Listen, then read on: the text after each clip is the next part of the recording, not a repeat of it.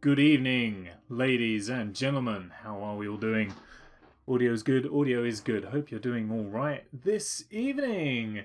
That was a very short and anticlimactic song. Disappointing. It sounded like it was going to be so uplifting. Not uplifting even, just energetic, and it didn't go anywhere. However, this one's maybe picking up on that a little bit.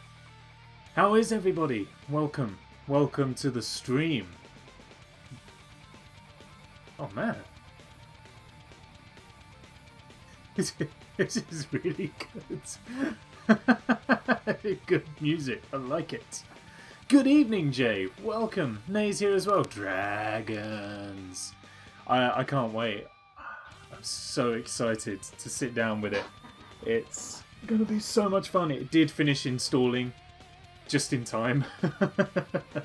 I haven't even booted it up yet. I have booted it up, but just to kind of fiddle the controls and the audio, but I've not gone beyond the opening menu. And I can't wait.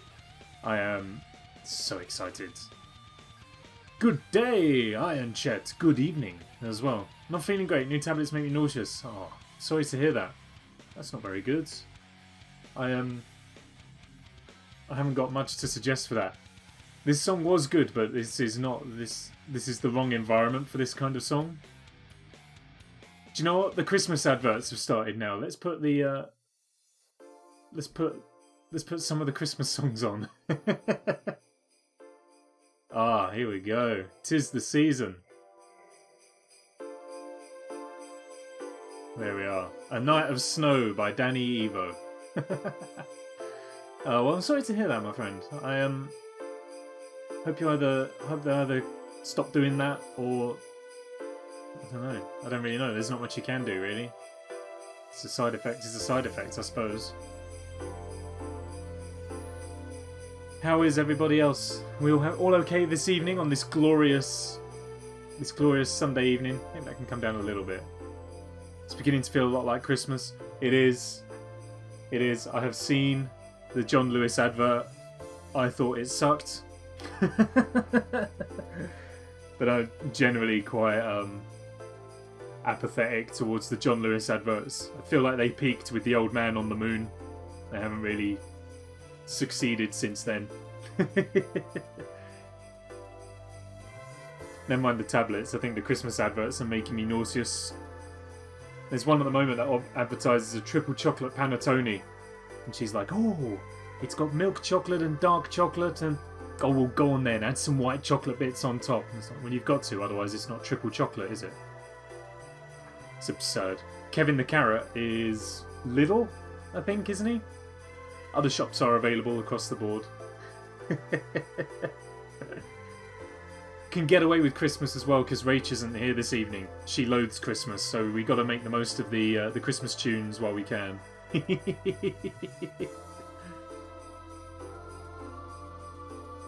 Can you? Can I? Can I what? Hello as well, Taylor. Good to see you. I've got something to show you, actually. I'm glad you're here. Can you get away with Christmas? Of course we can. Of course we can. Someone on my Facebook was putting pictures of their decorations up in September. It's unbelievable, is it? I mean, it's outrageous. Hello, Emma, as well. Hello, Emma. Hello, Taylor. Welcome. Anyway, yeah, I have. Let me show you this. I was clearing out stuff from my bedroom, and I found something that I thought that I had lost. Right, and I am so pleased to have found it. I thought I'd lost it or it had been thrown away. Right, is this? Oh, you can't see it because of the screen glare. I can turn my monitor off and it'll look a bit better. Oh, I can't actually turn my monitor off. Turn off. Oh, it ain't gonna do it now. There you go. Whatever. But yeah, look, I found this. And I was so pleased to have found this again. I thought I'd lost it. And which way have I got to turn it? That way. It's oh my god, everything's all reversed and stuff. There we are, we'll just leave it there. I absolutely love it, and I'm so glad to have found it again. But that takes pride of place here until I can work out a way to attach it to the wall in a way in which the landlord will be happy with. But yeah, he sits right there now and everyone's looking. Anyway, this is enough of Christmas music. Let's actually get down into the numbers right here with a little bit of Spyro the Dragon. And I cannot wait any longer. So let's just do it. Open up for me, game. It is time. I don't want to sell my ability too much, but I feel like I'm pretty good at Spyro. So hopefully, fingers crossed, should be all okay. Game, please, hook in. Hook in. Hello? Yeah, I'm confused as to why there is none. Because there is also... Hey, there it is! You doubted me. There it is. That opening jingle is so iconic. Oh, I love it. It just makes you ready for adventure. It's so, so good. The rest of the stream's cancelled. It's just going to be 3 hours of this. Oh, the brass. Oh, this is so good. Let's... Oh, the webcam's framey, though. Why is that all framey? I need to fix that. Somehow.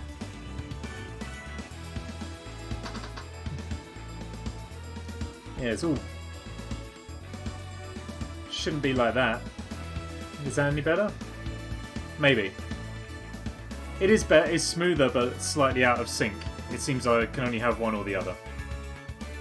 That's okay. You shouldn't be watching my face anyway. You should be watching the dragon. Clemmy Rose. Good evening, Clemmy. Welcome to the stream. It's good to see you back. Hope everything's alright for you. We're playing Spyro. We will do at some point. How is the audio? It's very important that the music is up and that you can hear the music for this. Even if you can't hear me, the music is what's important in this game because it is so, so good.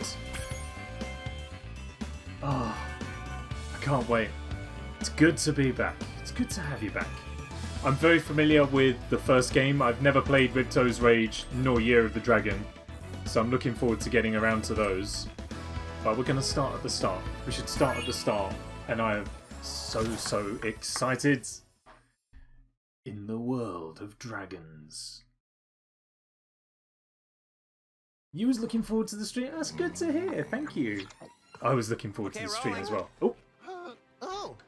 It's been peaceful here in the 5 worlds. Or is it 6?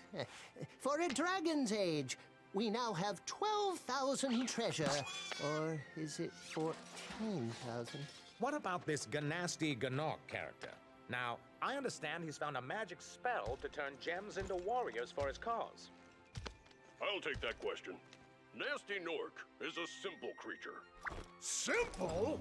He has been contained in a remote world and is no threat to the Dragon Kingdom. No threat? Besides, he is ugly. Ugly? That does it!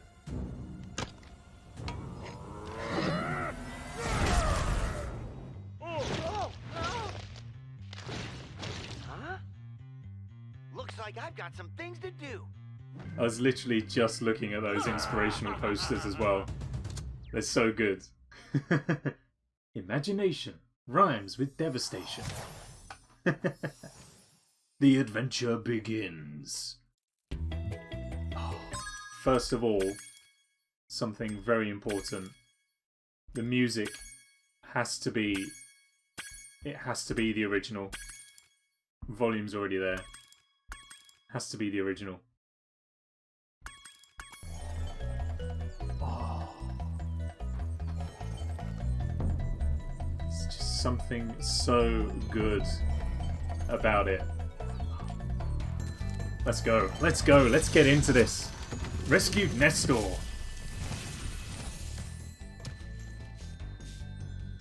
I love the new animations for the dragons as well. This game is just so beautiful and brilliant. Spyro.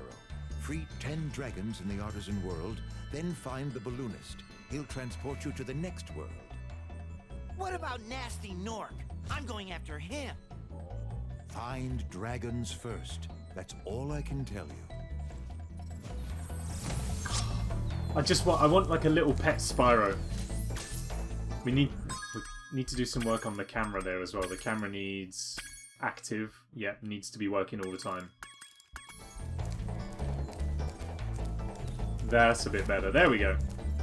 Is this a new old game? Like an old game? Absolutely. It absolutely is. So, Spyro the Dragon was released 1996, maybe? For the PlayStation 1. And then, as were the sequels, Victor's Rage and Year of the Dragon. A couple of years afterwards. And then 98, okay, fair enough. And then a few years ago, the Reignited Trilogy, which is what we're playing at the moment, came about. And this is a remastered version, rebuilt basically from the ground up.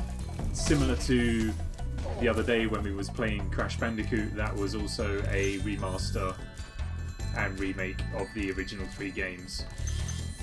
And I think this version of Spyro has a fair amount to owe towards the Crash remakes. I think that those 3 games being remade opened the doors for other old games to be remastered as well. I'm so excited. Where's Nasty Nork? I'll torch him. Keep your horns on, Spyro. You have much to learn. So good. Do you know what the dragonfly following you is doing? His name is Sparks, and he's helping and protecting you.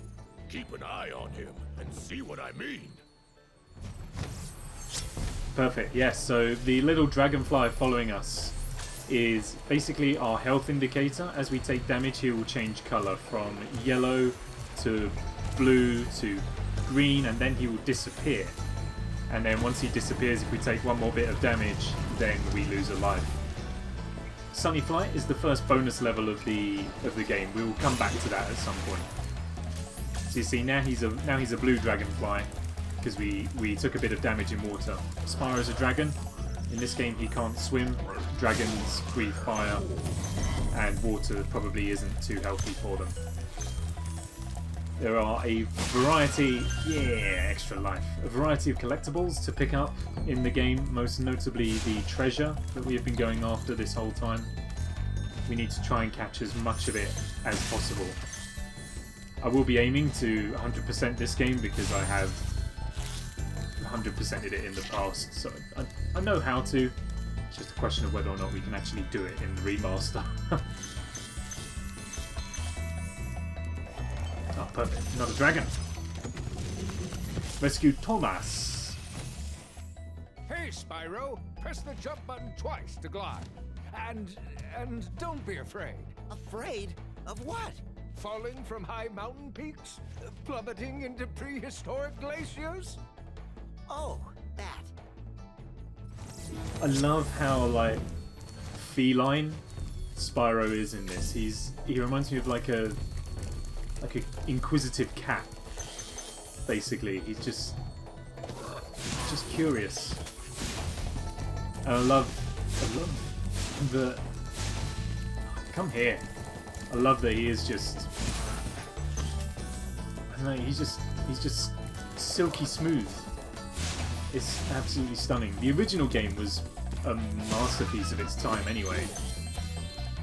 So for it to have been redone in such a brilliant and faithful way is absolutely brilliant.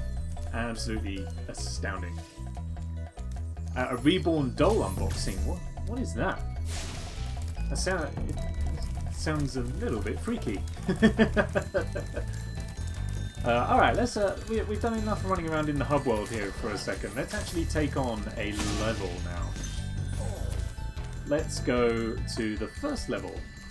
or the first one we're going to play, Stone Hills.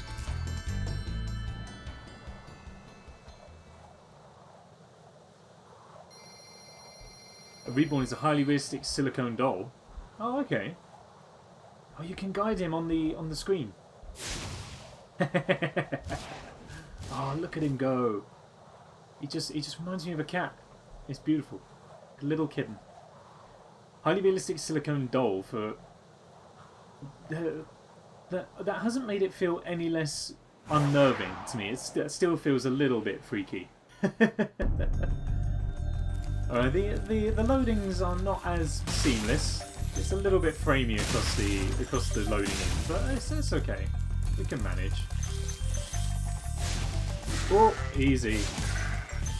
No chance. Can I make the camera even more active? It's like, no, it is just passive or active. I see mouse sensitivity. Can I like? Okay, I can do stuff with the mouse as well,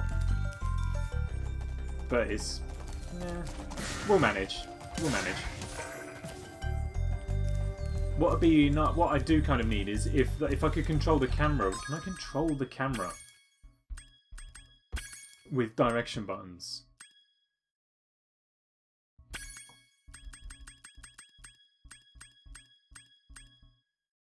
Oh, I can.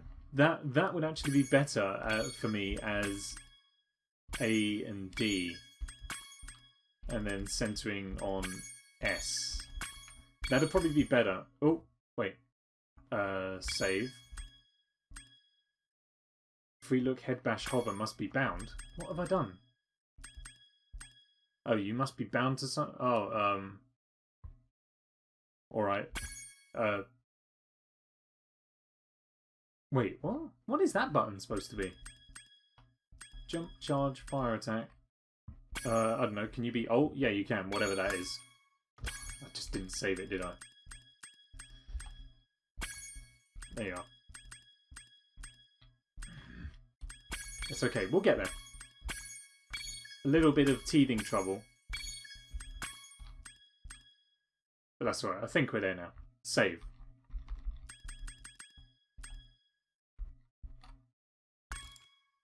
Okay, I think everything worked out now. Ah, there we go. That's better. That's better. Hey, he's done it. There we are. Beautiful. Some of them are so realistic it's really hard to tell them apart. They're really cool, but I guess they're creepy. I think without seeing them, I feel like I've got a certain picture of what they look like in my mind, and they look very, very weird.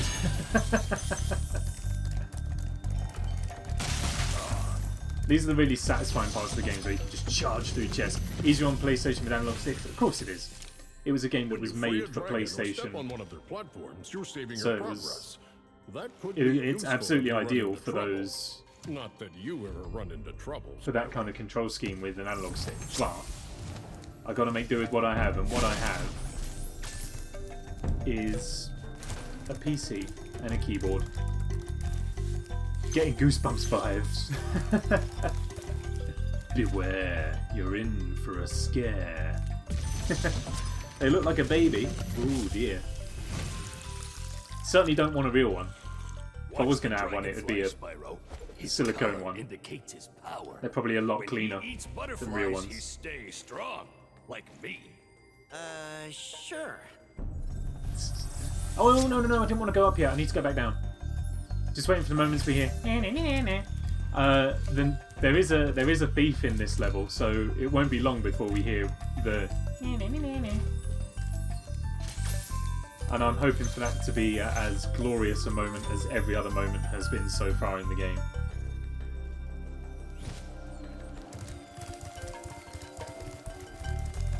Did we go down this one? Was this where that other dragon was? Yes. Can we do a turning circle by pressing down? I think we can. Charging is the only way to get about in this game. Spyro's walking speed is relatively slow, so you have got to charge around. I mean, I say it's slow. He still gets around relatively quickly and easily, but nothing that a good charge don't fix. We got him. Sending you a picture. I'm going for dinner, but I'll be back. Alrighty. Enjoy your food. Look forward to you rejoining in a bit. These chests have got extra lives in. Very important to track these down as much as we can. Oh, is that what it is? That what that? I mean, that sounds a bit less freaky now that you attribute that kind of purpose to them. I guess that feels a bit better, but After you've freed I've still got a all weird the picture in my dragons, head. pass through this fancy vortex thingamajigger. It'll take you back to the artisan home. But first, let me tell you a story. No thanks. No See thanks. ya. The voice acting and the dragon animation in this is absolutely wonderful. So far and above anything I could have imagined and anything that was available at the time. So good. I don't have a personal Discord, Jay, no. I'm just part of various others that I chat in and stuff like that. I don't feel like I've necessarily got a large enough community yet to be able to start one up. But maybe that's the whole point, is maybe you start one and the bigger community comes in.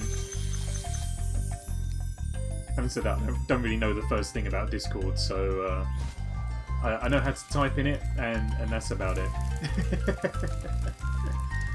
Music and sound effects are so calm. I heard him! I heard him! He didn't sound like anything I remembered him, but I definitely heard him taunt me. This is the other advantage to charging around as well, is that you cover a lot of ground and it makes the game so much more satisfying. You can just headbutt so much stuff. It doesn't interrupt the flow of the game whatsoever.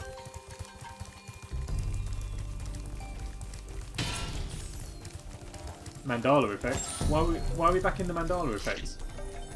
I know for a fact that his sound effect there was not anything like it was. In the old games he was whereas this one it was different. Not necessarily bad. Spyro, my friend. How about a hint on gliding? You bet. For the longest glide, press the jump button at the top of your jump, and try pressing the action button to drop down mid-flight. That look at the end. Press the action button to drop down mid-flight.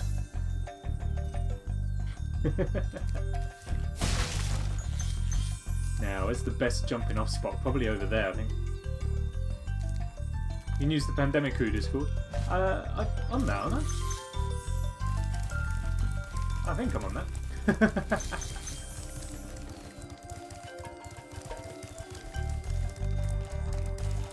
There he is. I see the thief. It's a different noise. It's a bit more nasally. We're gonna get him. We're gonna get him. We're gonna get him. He's like he went. Come here.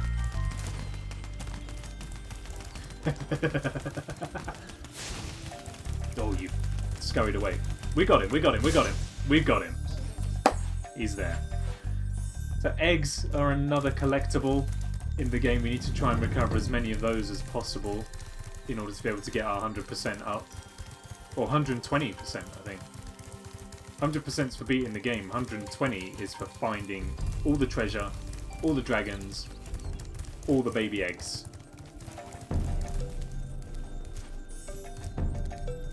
And I believe we will be able to see how we are doing on those fronts in a moment. Just as long as I don't fall down. That'll make this infinitely longer than it has to be. But it seems like we're there. Oh.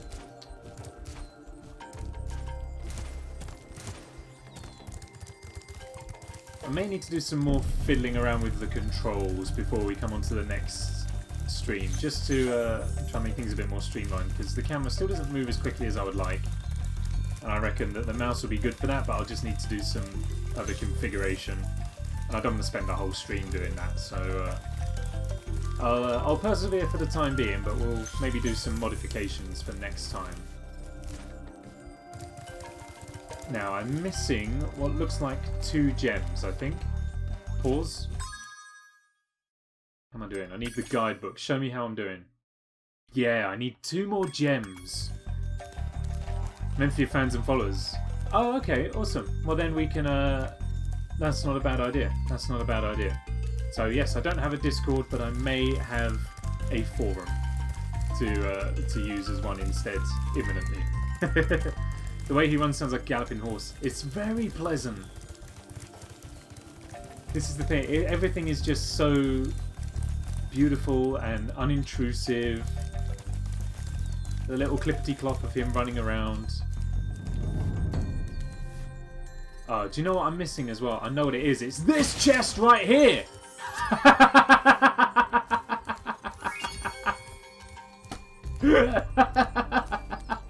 I knew it was a chest, and I knew it was hidden somewhere around this green because I always miss it. Just turn around and oh, there it is. But that's everything. We have completely completed the level, so now we just return home. Nice. That was not a bad first level whatsoever. 3-bit cheer from Jay. Thank you so very much. Begin refilling the cup over there. The more bits that are in there, the more impressive it looks when the big one comes in and sends them all flying outwards. Much appreciated, my friend. So if we kill enemies that we've killed before, they drop these orbs, which will, as you can see around our life counter, they fill up. When we get a full circle of those orbs, then we gain an extra life. So it's always worth, when you return to the hub world, just going around and killing the enemies you've killed before, just in case. I love how the ground scorches as well, with the flame breath. So good. Alright, next up is Dark Hollow, level 2. Let's go. +2. Entering Dark Hollow.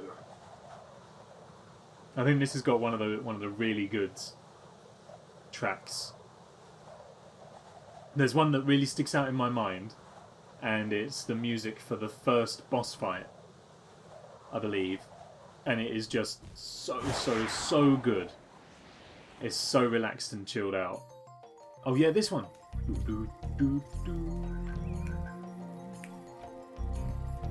Ah, man. I need a bit of extra game volume on this.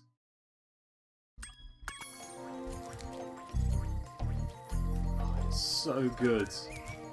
It's so good. I can't sing the praises of the soundtrack enough. The majority of this stream is just literally going to be, oh, it's so good. But it is. I've got so much nostalgia for this game anyway. The remaster that Toys for Bob have done here is outrageous. Come on, Alban. Oh, it's you. I wasn't sure if you'd escaped those annoying little creatures. Of course they wouldn't bother me, but here's a hint. Their metal armor is fireproof, but a charge attack will take care of them. Good to know, thank you very much. He could go in with a tail whip though and he'd be fine. He's got some impressive core strength there. I don't know if dragons being able to support themselves on their tail is a common ability, but it seems like he's definitely gotten it now. Oh, easy. He's definitely got that one nailed up.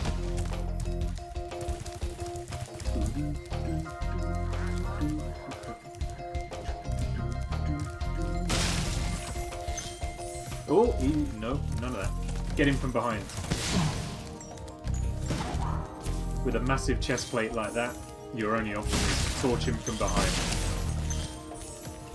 Certainly ain't got enough momentum to be able to charge it in and do damage. Or you could just squeeze past him. Whatever. Oh, and we did actually get him anyway. Well, hello there. General Kenobi.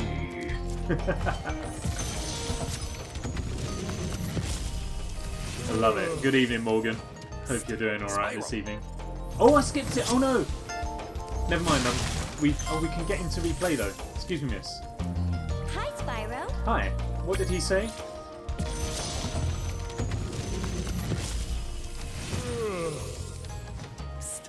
Spyro, want to know a secret? Yes, please. Use the action button when you want to zoom in and look around.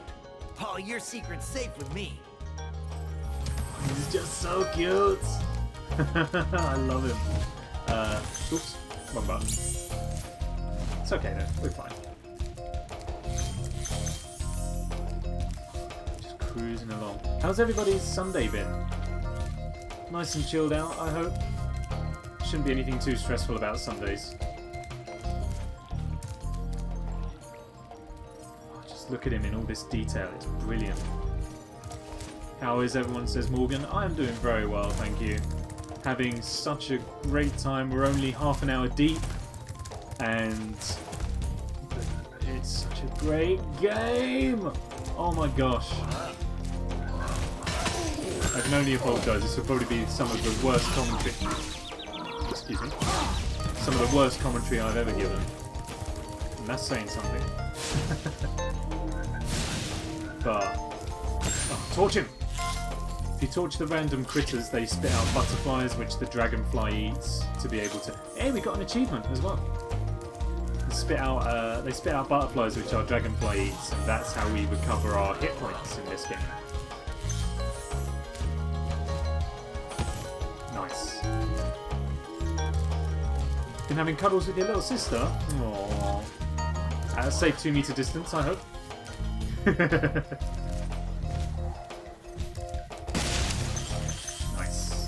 Oh, and a free life as well. Yeah, I'll take that. Thank you.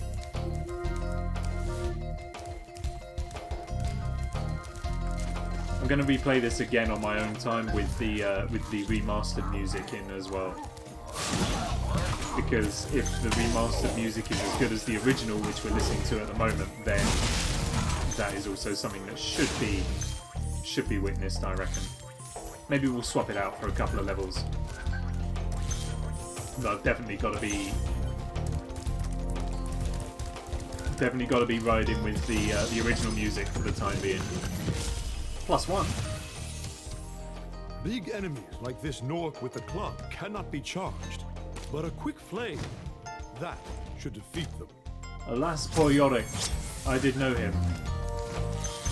It's the instant thought when you see someone carrying the skull. Has this level only got 100 treasures in it? I think we've been everywhere, but I can't work out. I know there's that crate over there. But I don't think there's anywhere else for us to go, so it must just be a short level. Give me the key to your heart. Yeah, there's only 100 treasures. That's awesome. We're done. 100% level complete once again. Oh, I can delete this one myself. Yes, I want to become famous, but no, I don't want to do it by clicking the link. As we all know, tack moment number 2. Don't click the link.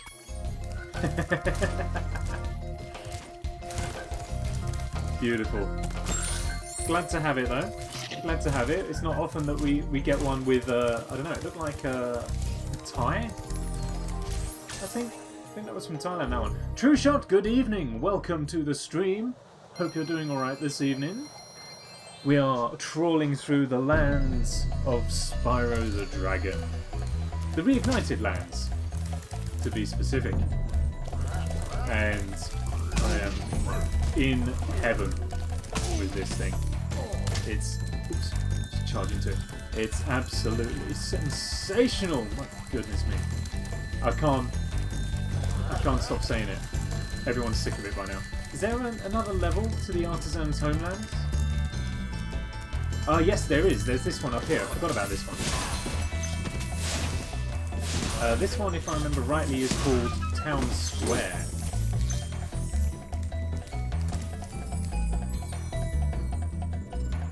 Morgan's lurking. Perfect. Enjoying the stream as an audiobook. That's what we like to hear. Very much what Morgan likes to hear.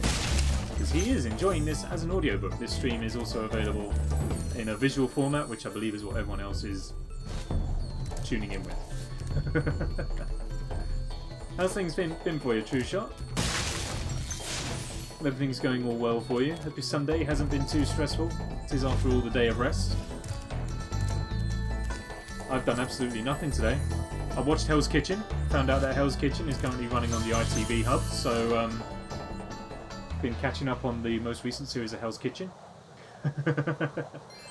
I had a nap. I cooked dinner. That's about it, really. I had a full English for lunch. Yeah, I live in the high life. The furloughed life is treating me very well. Uneventful, playing Minecraft. Exactly. What are Sundays for? What are Sundays for?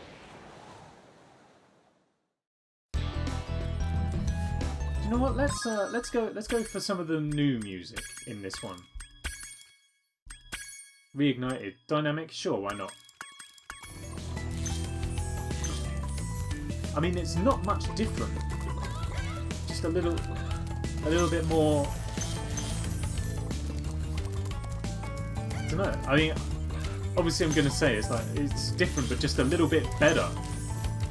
But the old music was the best. But this one's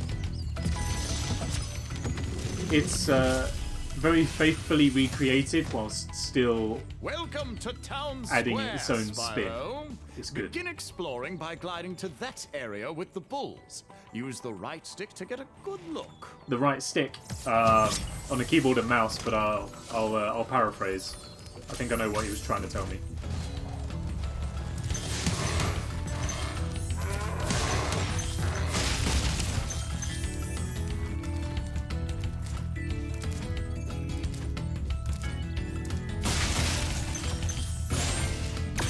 We got it.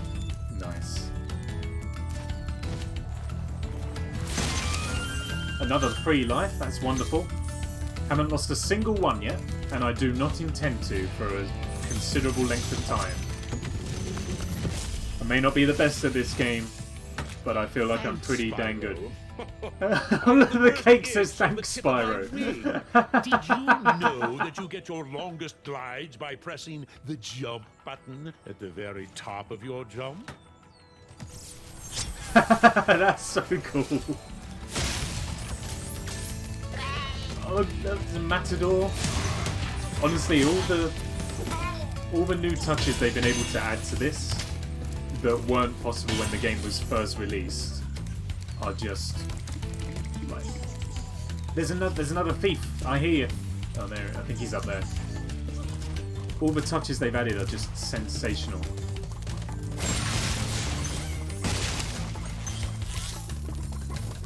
Ah. Look at all these bulls. I ain't suffering for them though. Oh, we've got to go and do the bonus level as well in the home world. I did forget about that. But we're fine. Alvar. Spyro, did you see a man dressed in blue running around here? He's a thief, and he's stolen a dragon egg. You've got to track him down and get that egg. Run, run! I'm getting a little winded. So good. Oh, I absolutely love it. Yes, there is a thief in this level. We need to go and apprehend him. And the easiest way to do so is to fly around the corner here. Just like that. Leaf on the wind. We're getting all the achievements as well. We're doing well. Doing well. Alright. Need to very carefully make my way around. Falling off would be a time-expensive mistake. I think we were too slow. Oh, there's chests over there too. Because I think he's waiting for us down... Where is he? Okay, he's gone somewhere. Which means that we'll have to track him down again.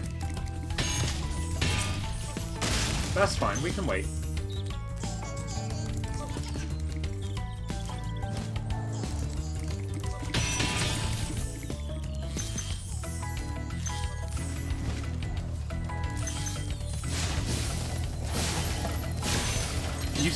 It took me ages to work out. Don't do it! Thank you. It took me ages how to work out to break those crates with the fans on top when I was younger. Never made sense to me. But now it does. Thor! The dragon. Thank you for releasing me, Spyro. You can always check your progress by accessing the guidebook through the pause menu. Duly noted. All the dragons have been found. Fantastic. That takes care of that. I am missing 2 gems worth of treasure, though.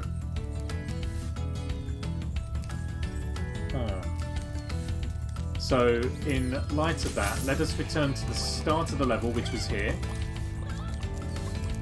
And we'll see if we can track it down. Back where you first glided to get Blue Man. Oh, was that it? Okay. Fantastic. Oh, look, here he is! Ow. Okay, so that's the thing. He's jumped down. I'm fairly sure once we approach him, he's going to jump back up to where we were. Zoom! He's gone. Okay. We'll have to go back and get him. I feel like I could have torched him, though. I feel like I could have had him there. But, never mind.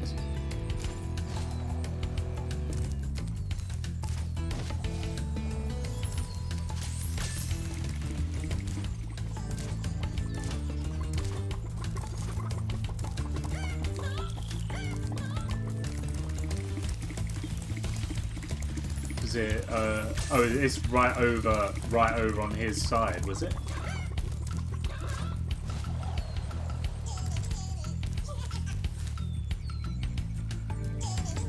Yeah, look, right there. Very good spot.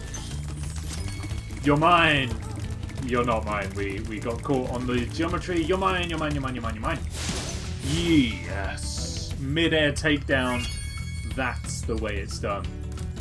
Alright, level's complete. Let's get out of here and head on back to the Artisan's homeworld.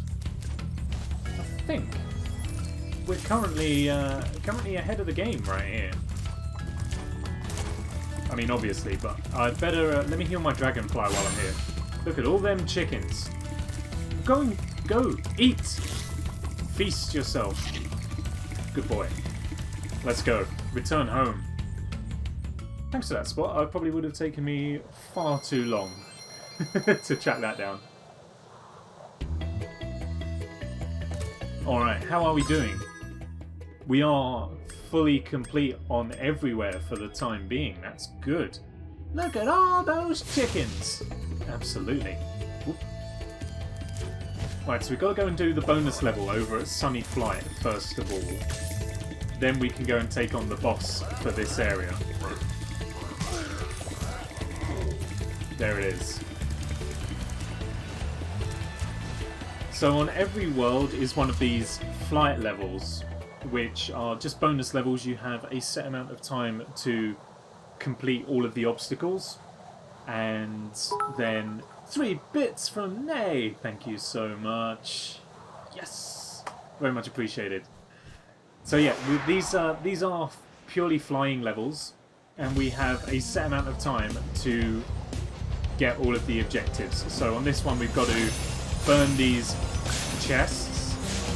Oh, but don't sink, Spyro. Don't sink. There we go, we're good. And for each obstacle we beat, we get a little time boost as well. Which gives us, gives us a little bit longer to take out the rest of the obstacles. Now, we also get a bonus point, I guess, if we manage to do all of them in one flight. So that's the objective for us right here. Time's not looking too good at the moment. We're only about, well, we're just over a quarter of the way through at the moment.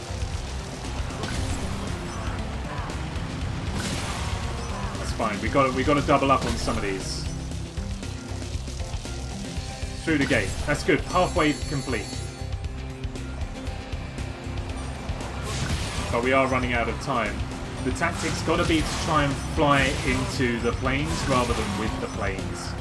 To try and take them down as quickly as possible. We recovered a little bit of time there. That's not too bad. One more plane. Where is it?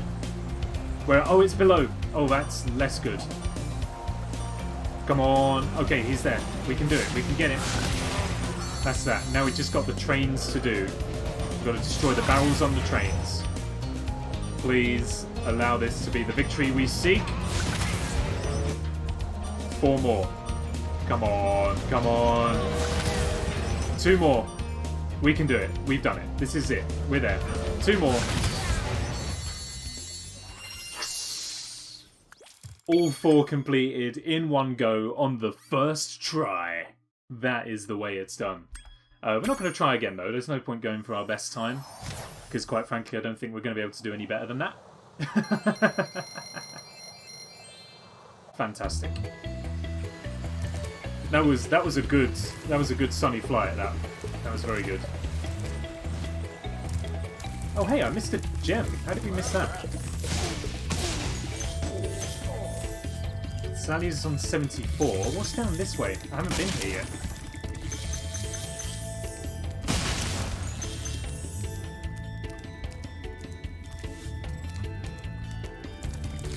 Oh, this is the balloonist. This is the man that we use to... Well, I think he's a man. This we come and speak to this man when we want to move on to the next world, which we don't want to do just yet. We've got to go and take on the boss, who I believe goes by the name of Toasty. Not that I know where he is.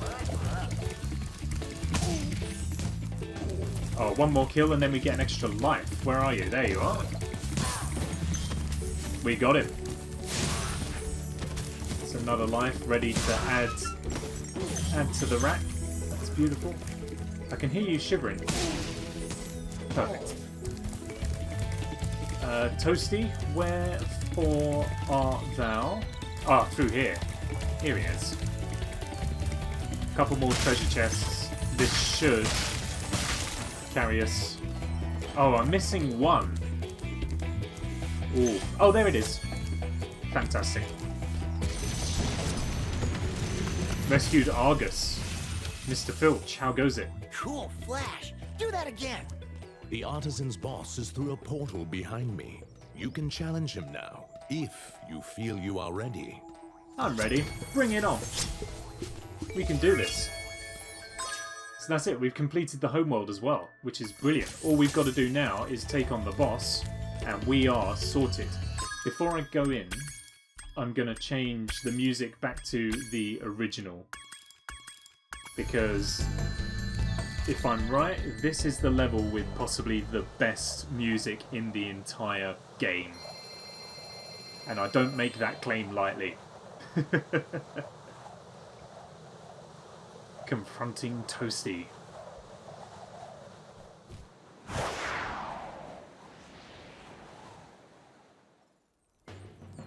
Oh, it is this one. It is this track, and it is the best track for one specific moment in there. We'll play through the level, but I'm going to pause when we get there. Oh yeah, you need to hit those things twice, I forget that.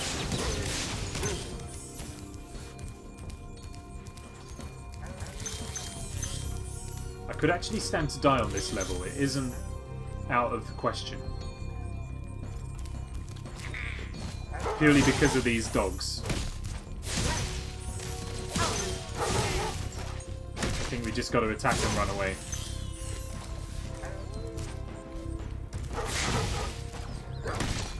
Easy.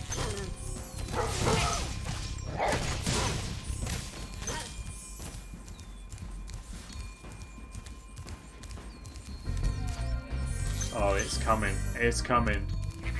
Make sure you're listening. You got the build-up happening right now.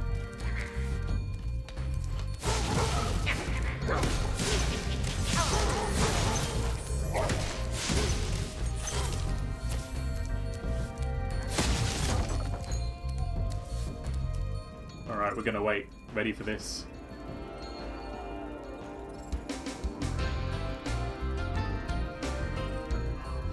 That bit is just so good.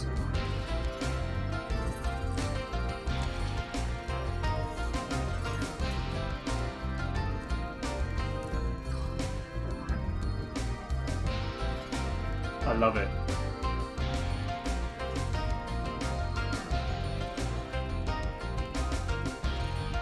This whole section.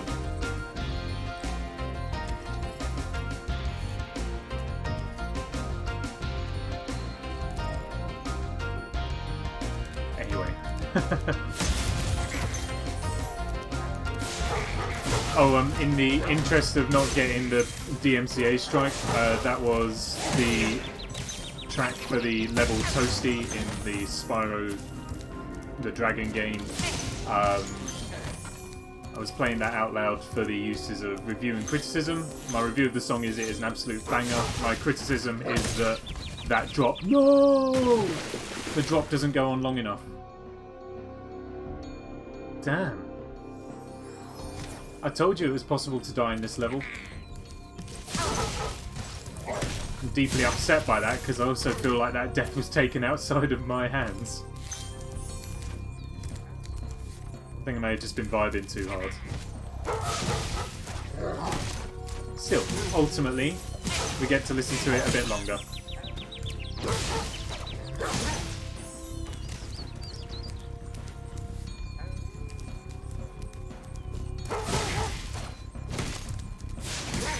I think I genuinely moved myself out of the way of the dog that time.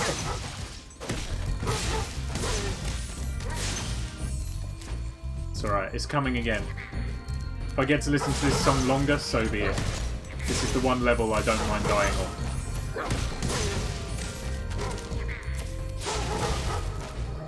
It sounds like the shepherds are going, Timmy! Every time they see me. Oh, just in time, Clemmy. Listen to the music. Oh, so good.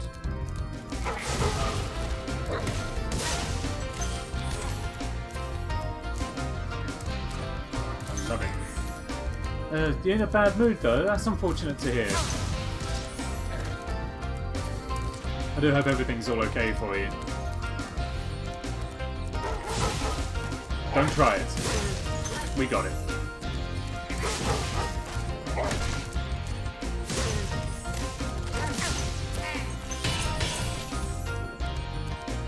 Is this a boss fight? Sure is. This is the first boss fight of the game. And we're building up to it at the moment. We're building up to it. Like, this is just the pre-level before the boss. Eventually we will get there. No, no, no, no, no, no, no, no, no, no, no.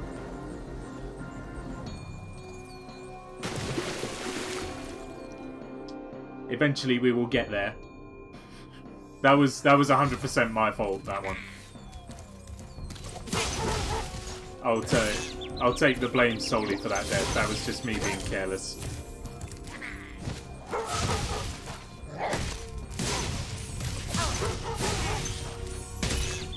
No way!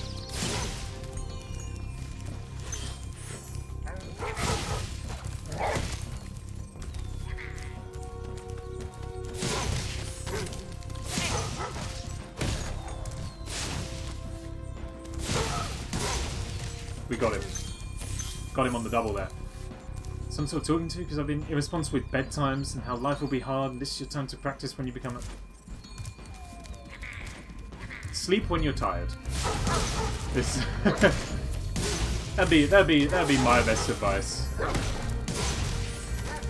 Like I am someone who struggles with sleeping quite a lot. It's very rare for me to get a good night's sleep. And what I have learned is that if I am tired, I will fall asleep. And I will get the sleep that I need, and it'll be fine. Some people can run on very little. I think I am probably one of them.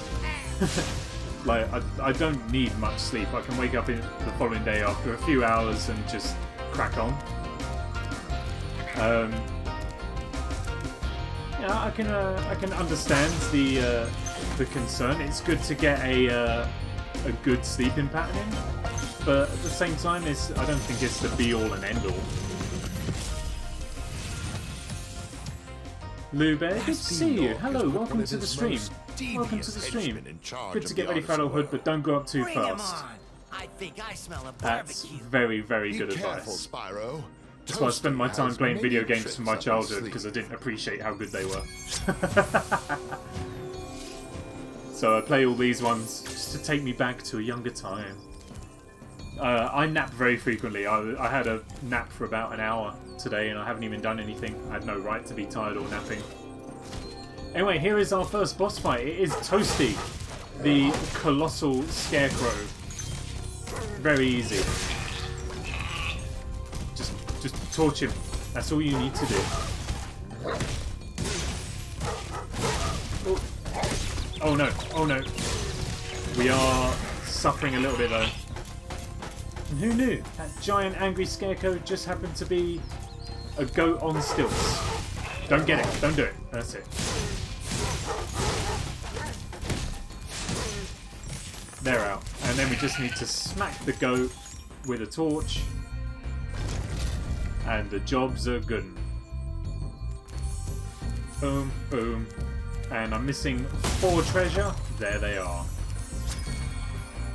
Easily done. No need to apologise. This is an open forum. Internet's a good place to escape to every now and then, so it's more than acceptable to have a rant and a moan.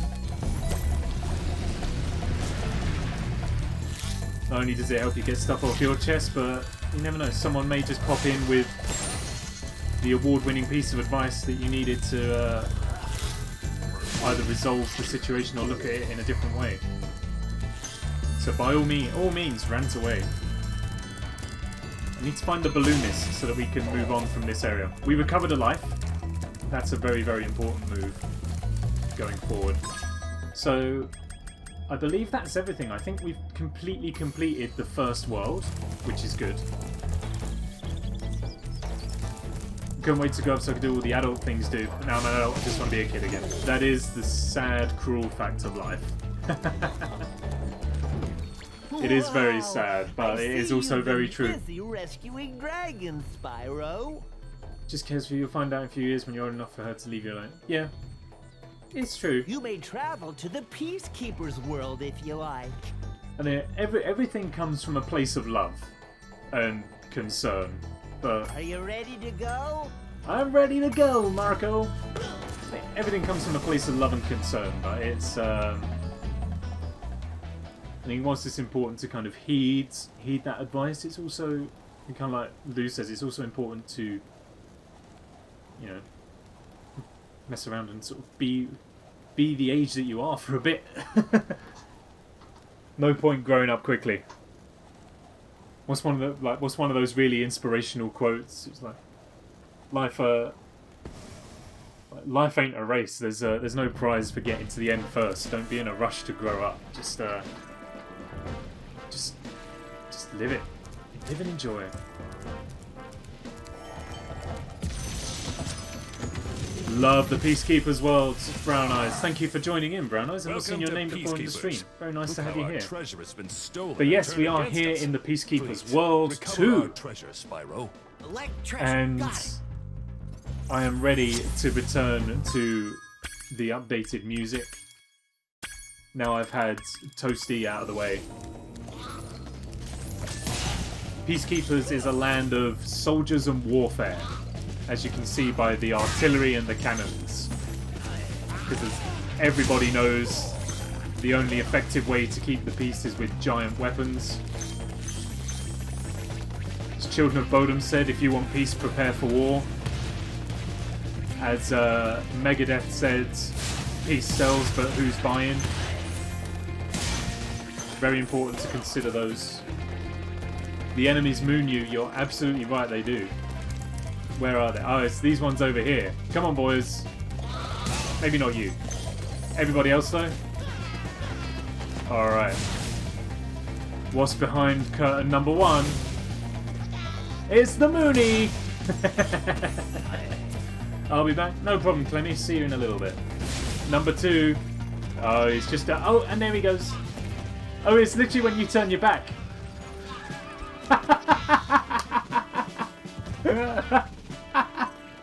That's so good.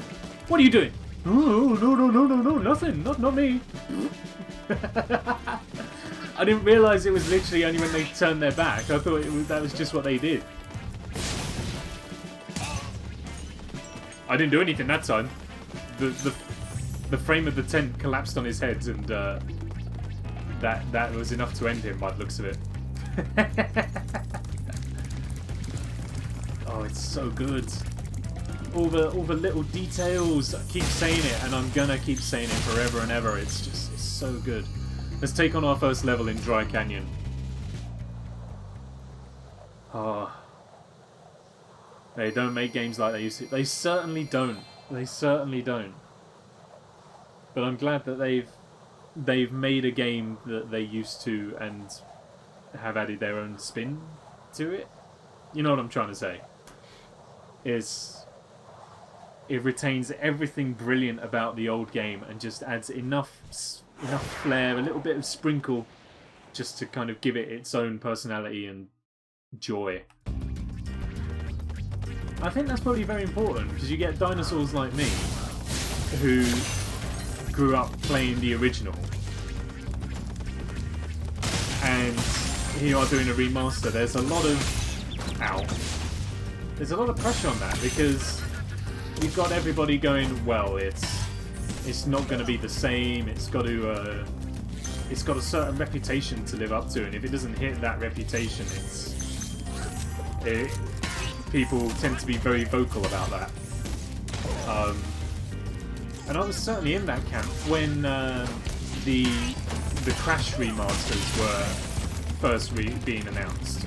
I was like, oh, that's the end of one of my most favourite games when I was a kid. It's going to be absolutely trash. I don't know why people are touching my precious childhood in this way, and they absolutely nailed it, pulled it out of the bag, and have created something sensational. And they've done exactly the same for this. And not that I've played it yet, but I am assuming that the most recent Crash game to come out is also absolutely incredible. It's kind of why I'm playing through the n.sane Trilogy at the moment, is because I want to play the fourth one at some point when it's eventually, if it's hopefully eventually released to Steam. What? Huh? Oh. I love seeing everything in HD compared to block characters. Spyro. It's brilliant, especially now that every dragon has its own look and personality that the original ones didn't really capture all that well.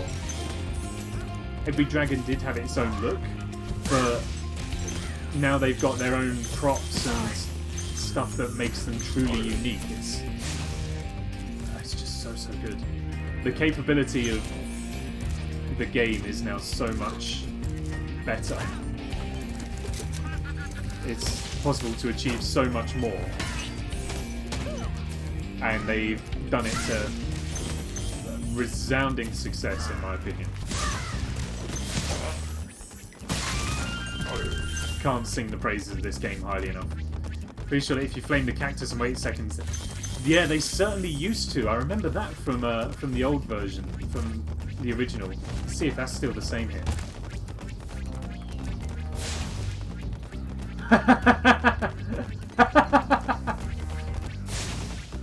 They do.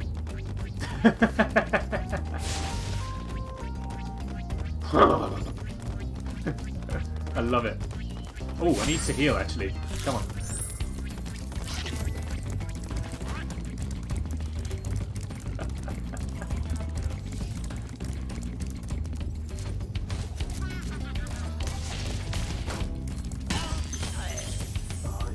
The game's just been a non-stop like smile fest for me. I'm just having such a blast. More games like this, please. You know what? If the Medieval remaster ever makes that to Steam as well, I will for sure be playing that too. Medieval was an incredible game.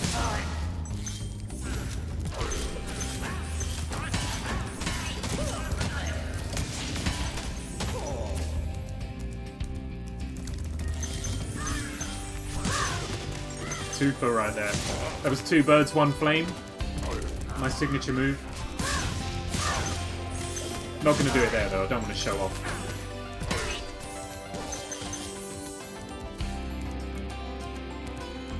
Music. The original game was like the perfect package. This game is like 2 perfect packages.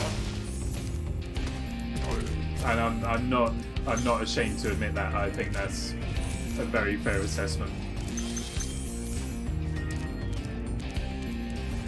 Everything's just...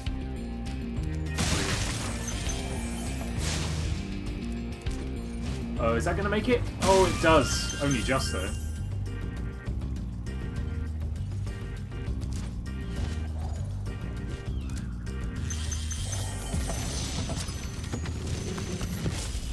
Thank you for the 5 bits earlier, Jay, as well. Sorry, I didn't actually thank you for those. Spyro? Are you the young dragon I've been hearing so much about? Ever since you were a wee puff of smoke, we've known, You've known... I forget. Man, I wanted to know what they've always known. I guess we'll never know what they've always known now. Ah, there's a locked box over there. I need the key for that. If memory serves, this is not the place where you find it.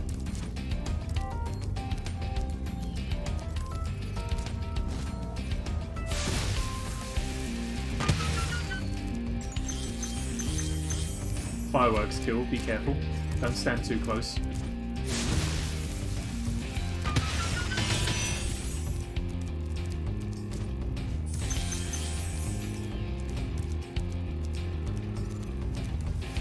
Okay, and that leads us back to here, which is somewhere where we've already been.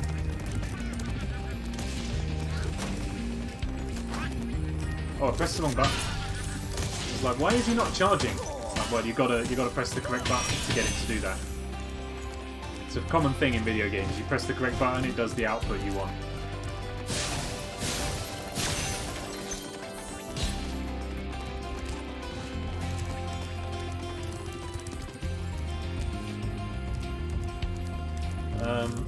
Right, where do I need to go? There's still a bit of work I need to do in this level. I need to make it over there. Oh, I think I remember. I think it's round this way. Oh, there's an entire dragon we didn't deal with. Good evening, Boris. Dry Canyon rewards good gliders. You are a good glider, eh, Spyro? I mean, it does sound a bit like it. Born to glide. You bet. I was born to glide, and that will now be demonstrable right now. Shouldn't you be fixing the country?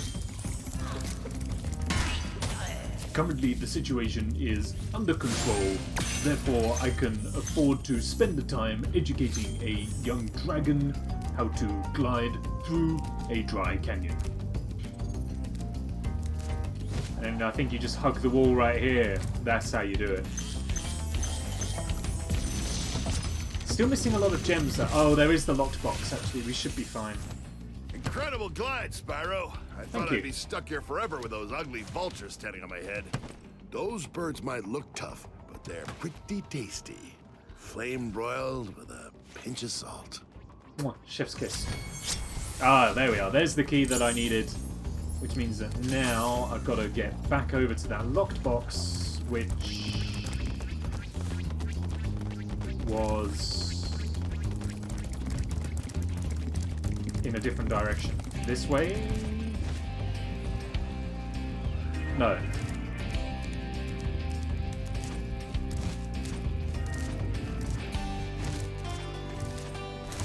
Can't remember where it...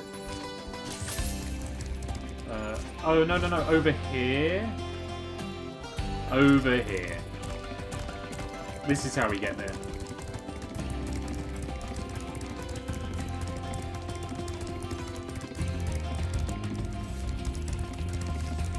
Oh. How do I get up? Round the back. That's it. Sometimes things just go out of memory and, can't quite remember. Short-term memory, absolutely rubbish. I'll forget what I did 10 seconds ago. Very easily.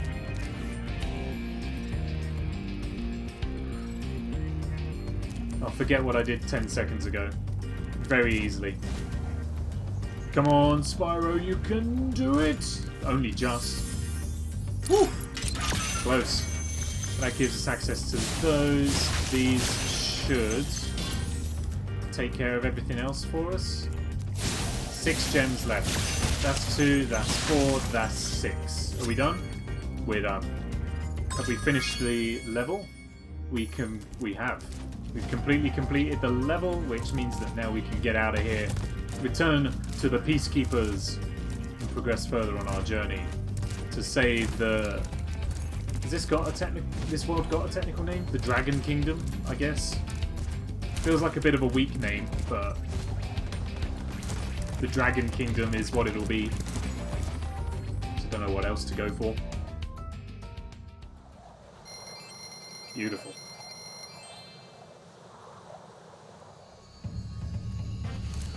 Nice. The cannon men are back.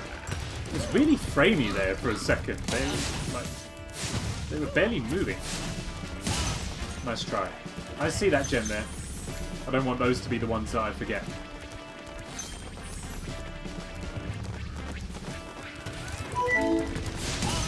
Ooh, boop boop. Blueberry is now following. Thank you so very much for the follow there. I appreciate it. Welcome in to the Tac Pack.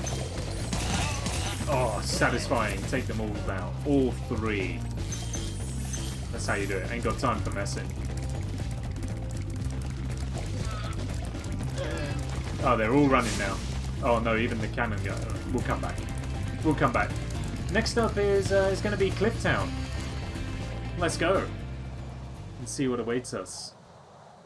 I'm just gonna, maybe if I can, I can't yet. I'm gonna crank the game audio down just a fraction because I realised I turned it up a lot for the Toasty fight and haven't brought it back down, so I don't know if it's actually a bit too loud or not.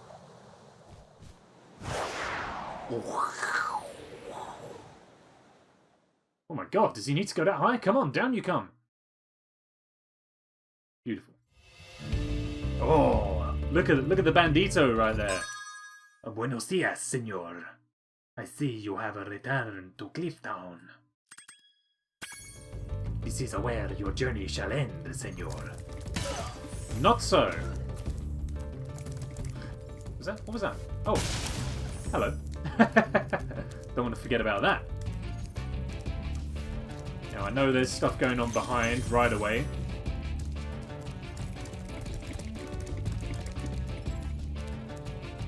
And I think we need to glide over here to complete the work later. It's fine, we can do...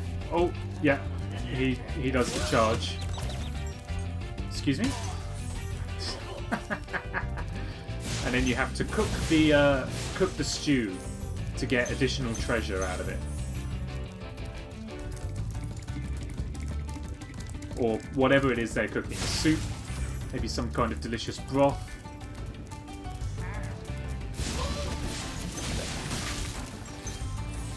Nice. This is another level that rewards good gliding.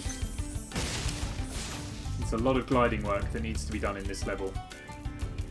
From the very tippity top where it says return home, all the way back to the beginning of the level. We got a lot of work to do. I hear a thief. No, indeed. Cretin, where are you? Come here. Oh, he giggled! Not only does he no, he then just went, ooh, hoo, hoo. Where? Oh my gosh, come! Damn. Okay, we'll head him off the other way. Oh, this is the way to do it. Much closer to it now.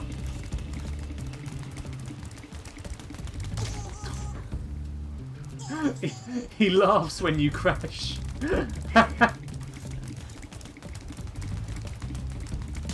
Oh, we got him! Knocked him straight off into oblivion. He ain't never coming back. Oops. Never mind. Now I did see, yes, there were some gems just over here on the other side. How long? Not that way. Burn off some of these baby velociraptors for some food. There we go. Halvor. Greetings. How's a dragon supposed to flame metal armor anyway? Remember, Spyro, flame won't work on metal, but charging with your horns, that should do the trick. He definitely sounds like someone who should be called Chad more than whatever his name actually was. But obviously you're supposed to charge at him, Spyro. Your horns will do more damage than the flame from your breath will. Duh.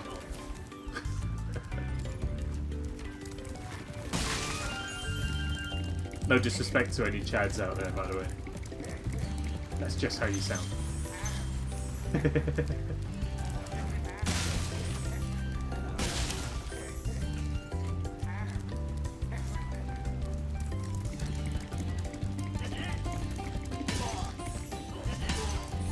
That's good, we got them both.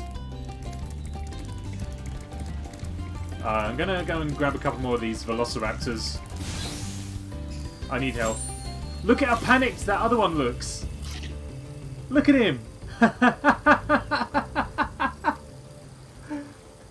Alright, fine, I'll leave. And I'm coming back, watch out!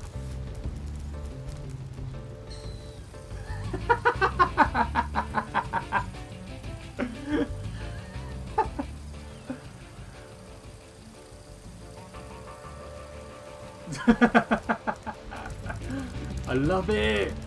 Oh my god! All the small things just make this game so good.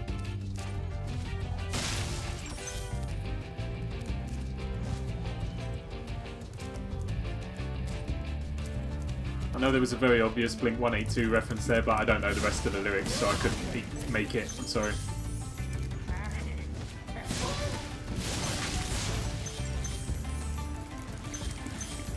Realistically, you don't need to know any more than that bit anyway. All you need to do is just be able to go, all the small things. Da, da, da, da. Always, I know, I'll play Spyro. She left me roses by the stairs. Surprises let me know she cares. That was All the Small Things by Blink-182, used for fair use and criticism and review. My review of the song is it's a song from my childhood that has a lot of significance. My criticism of it is that it's really overplayed and I don't like it. Got to do that now. You've got to cover yourself against the DMCA gods. You're allowed to use other people's media if it's for criticism and review. Paraphrasing. I'm paraphrasing it, you're not really, but that's the way you get around it. What's on the other side of that river? Why don't you glide there and find out? This man's had gems implanted into his chin. Is that like the dragon equivalent of, like, gold teeth? Psst, Spyro. Notice how I've got giant, great big gems in my chin? This is something you could never afford. Right. I think we need to plan our move here. So, the draw distance as well is beautiful. So I've got a couple of chests over there that I need to deal with. And then it looks like there's a key over there, and so I think we need to head over to the island there first. Then we can go behind the castle where we started and work our way back up to here. I think that's our plan.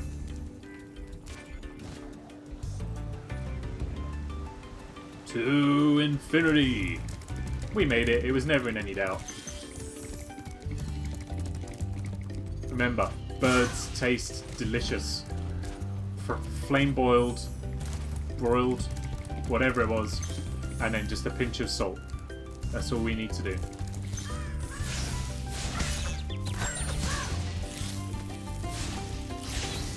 Eat up them butterflies, Sparks. Eat up the butterflies, Sparks. You are making me sick. I need help. Anyway. Literally every Spyro song reminds me of my childhood. It's so good. It was such an incredible soundtrack. I didn't realise how good it was at the time. And then as I've gotten older and been exposed to the soundtrack more, it's still just... The original is sensational. The stuff they've done for the remaster here is brilliant. It's just an absolute trip.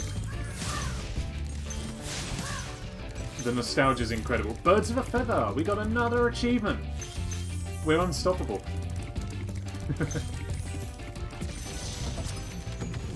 Rescued Marco. You've reached the highest point in Clifftown. You can get to almost anywhere from here. If I were you, I'd use that whirlwind over there. Duly noted. Thanks very much. We shall consider that option. Ah, maybe we'd be better off going over there first? Let's do that. Let's go over here first.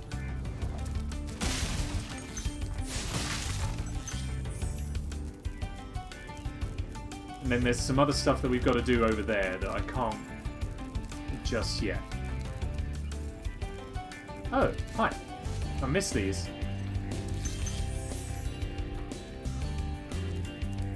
So we use this whirlwind that he was talking about to get back to the highest point in Clifftown. Wait, is there anything over the top of the cliff? Over the top of the castle? I can't remember. Oh, maybe. Yeah, there is a way to access it from over here by the looks of it. Indeed there is. I think I missed some gems back this way, though. Nice. Okay, how many have I got left? 57, presumably?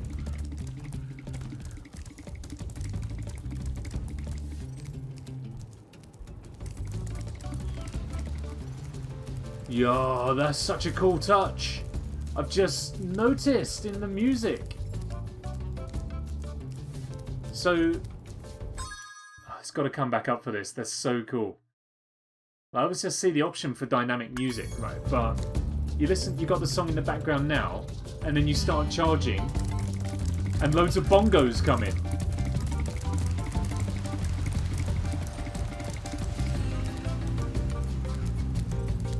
Casual.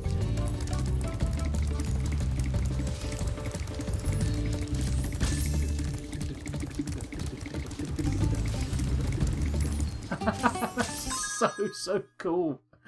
Everything about this game is making me fall in love with it more and more and more. It just makes me so happy. My parents bought me a PS1 Spyro for Christmas back in the day. First of all, I'm thinking I've finished the game. It's just, there's so much more to do. There's so much more to do. It's brilliant. It was such a revolutionary game for the time as well. Off you go. Nice. And it's good to see that it still holds a great deal of, like... What's the word I'm looking for? Like, it's got a great deal of sentimentality for everybody who has played it. And it's also a very attractive game for people who haven't. It's brilliant. Absolutely brilliant. Are we done? Did we do it? No, I'm missing some oh, I've got to get the crate we just busted open, haven't I? Where was that? Here. Alright, now we're done? No. Oh.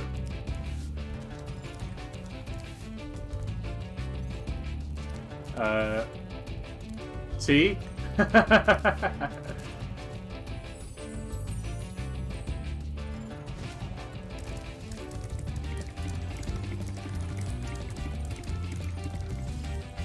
Okay. I'm gonna go out on a limb and presume that it's over here somewhere.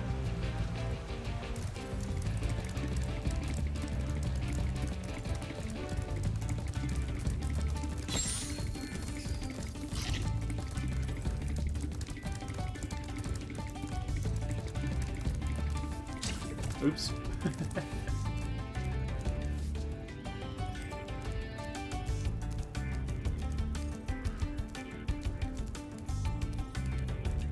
there is a feature that was introduced in this game where you can press a button and Sparks the Dragonfly will show you the direction. No, I pressed the wrong button! Never mind, we're safe. That's what's important. You can press a button and Sparks will show you where there's some nearby treasure you might be missing. I don't really want to use it. I want to kind of just use my own intuition. My own perseverance.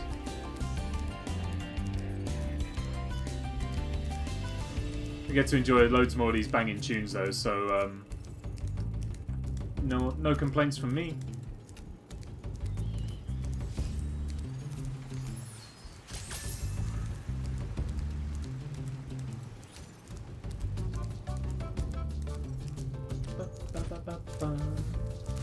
Did I maybe forget to light one of the cauldrons? That feels like a possibility. No. It's your turn to get offended by me, Nick. Never played a Spyro game. Sean! Outrageous.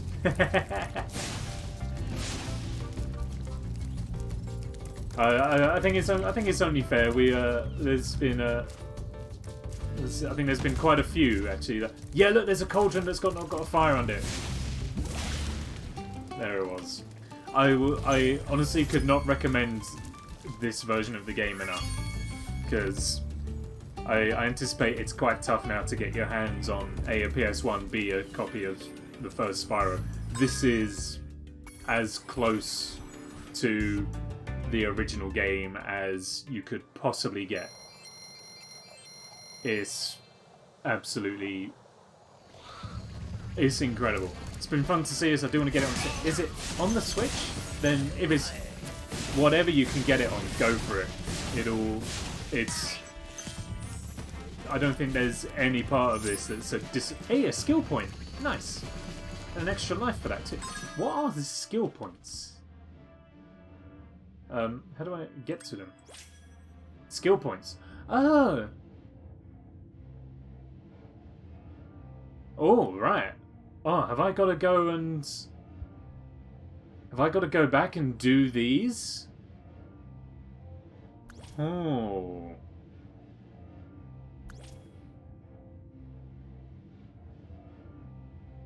Oh, it's an art gallery.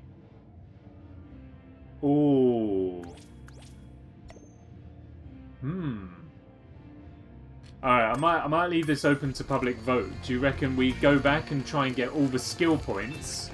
Or shall I do it in my own time and then we'll show off the results?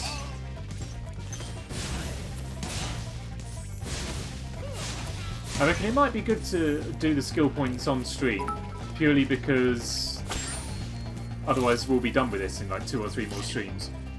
Oh, 100 bits from Lou Bear, thank you so much, and another 2 from Nay as well. That's brilliant. Thank you so much, guys. I appreciate it. Thank you. I'm going to need to look into a thesaurus, I think, because that's my default response whenever people drop bits. It's like, thank you very much. I appreciate that. Thank you. And it's sincere. Don't get me wrong, but I need a variety of words. So yeah, I don't know. Maybe we should go in for the skill points also, just to see what's what. Oh, these guys don't care. They'll moon me if I'm looking. These guys don't care. Another one from Jay. I pass on to thee my heartfelt gratitude, and I'm gonna struggle to convey how much I value that. I think I better just stick with "thank you, I appreciate that" rather than trying to flub a response like that. That does sound like I'm not. I'm taking the mick with it, which I'm not. I just wanted to be included. Hey, Spyro. Sparks the Dragonfly has been doing a good job protecting you. Make sure to keep him strong by feeding him lots of butterflies. Oh my goodness. That made me feel that uncomfortable. Lou Bear, thanks for streaming. Thank you for watching. I've had such a blast so far with the stream, and I hope that it's been enjoyable to watch. Thank you very much for dropping in, and for the follow, and for the bits. Thank you for everything. Thanks, everybody. Oh, my voice never sounds sincere whilst thanking, but it is sincere. I do appreciate all the support. It's been very, very unexpected, to be honest, since I started streaming, what, like 4 or 5 months ago? Never would have thought it would have kind of grown to where it has at the moment, and it's continuing to grow as well. It's been a really fun ride so far, and we doing bits. We are, apparently. Thank you very much. Oh my god! I thought that was a custom bitmo of your new pup. It doesn't look too dissimilar. Up on my little screen right there. But yeah, like the support so far and continued support's been wonderful. It's certainly helped to keep me sane in this balmy world we find ourselves in at the moment. If only. Ulrich, he's going to speak off time. That's a Metallica joke. Wait until you grow big, like me, before charging those large enemies. Duly noted, thank you. Oh, he did the salute as well. Ah. Every dragon has got such individual personality now. Like, their messages don't all blur into one. And you know what? I think there's only been one "thank you for releasing me" so far. Game was full of them back in the day. Now they've all got something to say. And I am all for it. Oh, he didn't even know. We flanked him. Get out of town. The streams give me something to look forward to while I'm at work, which not much else does at the moment. Thank you. If you're surprised how spotty Twitch views can be, it's been absolutely astounding. I thought it would be, you know, a couple of real life friends tuning in and that'd be it. But the fact that there are actual like strangers around the internet and across the world that have been good enough to spend their time and indeed their money with the bits and stuff like that, have been generous enough to dedicate their time and their money to just come in and hanging out and having a good time. It's astonishing. It blows my mind. I'm having so much fun. So much more fun than I have ever had with YouTube. Can make their feet very slippery. So much fun. Welcome back, Clemmy. Welcome back. Little less whiny. It doesn't matter. Like we said, it's important to have a vent every now and then. Oh, look at it! Look at his paw prints in the snow. Oh my goodness! Wait, where did they go? Where did his paw prints go?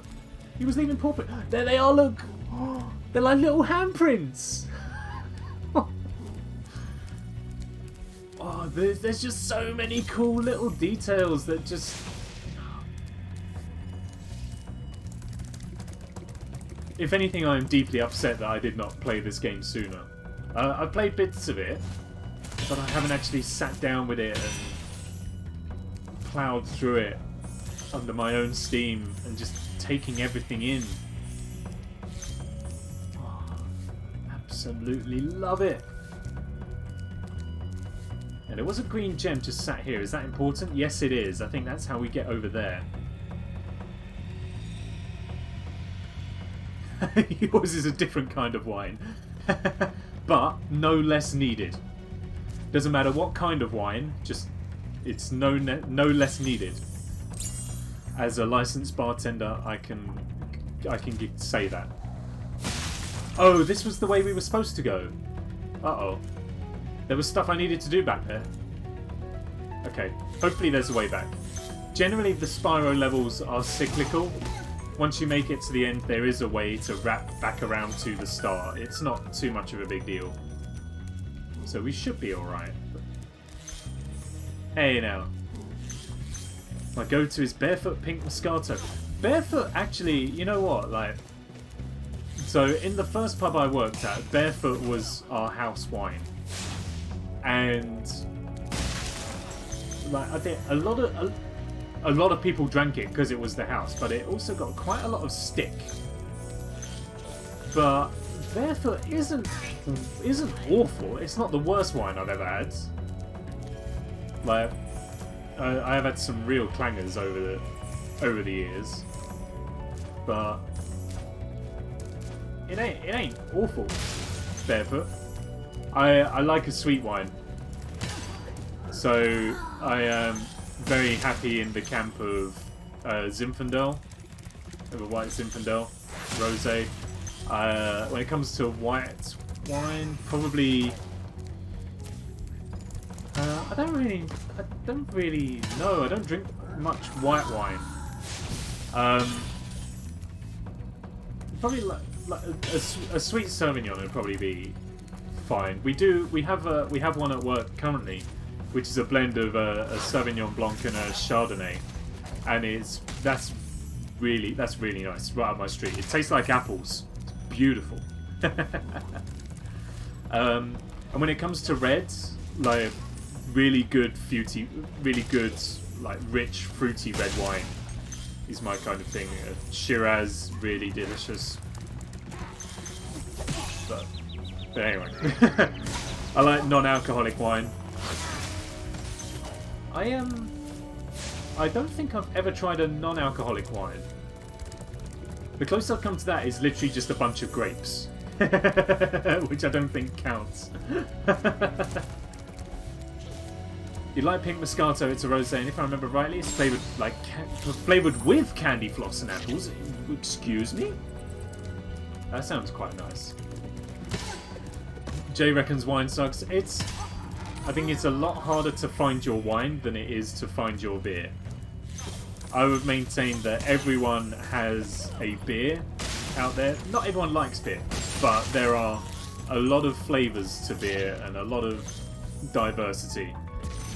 And I genuinely think there is one out there for everybody.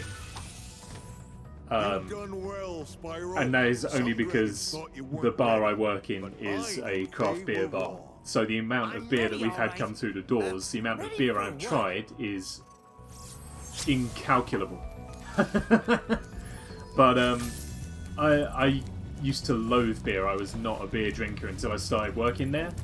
And then it's basically part of the job description to try the products so you know what you're selling and are able to sell it.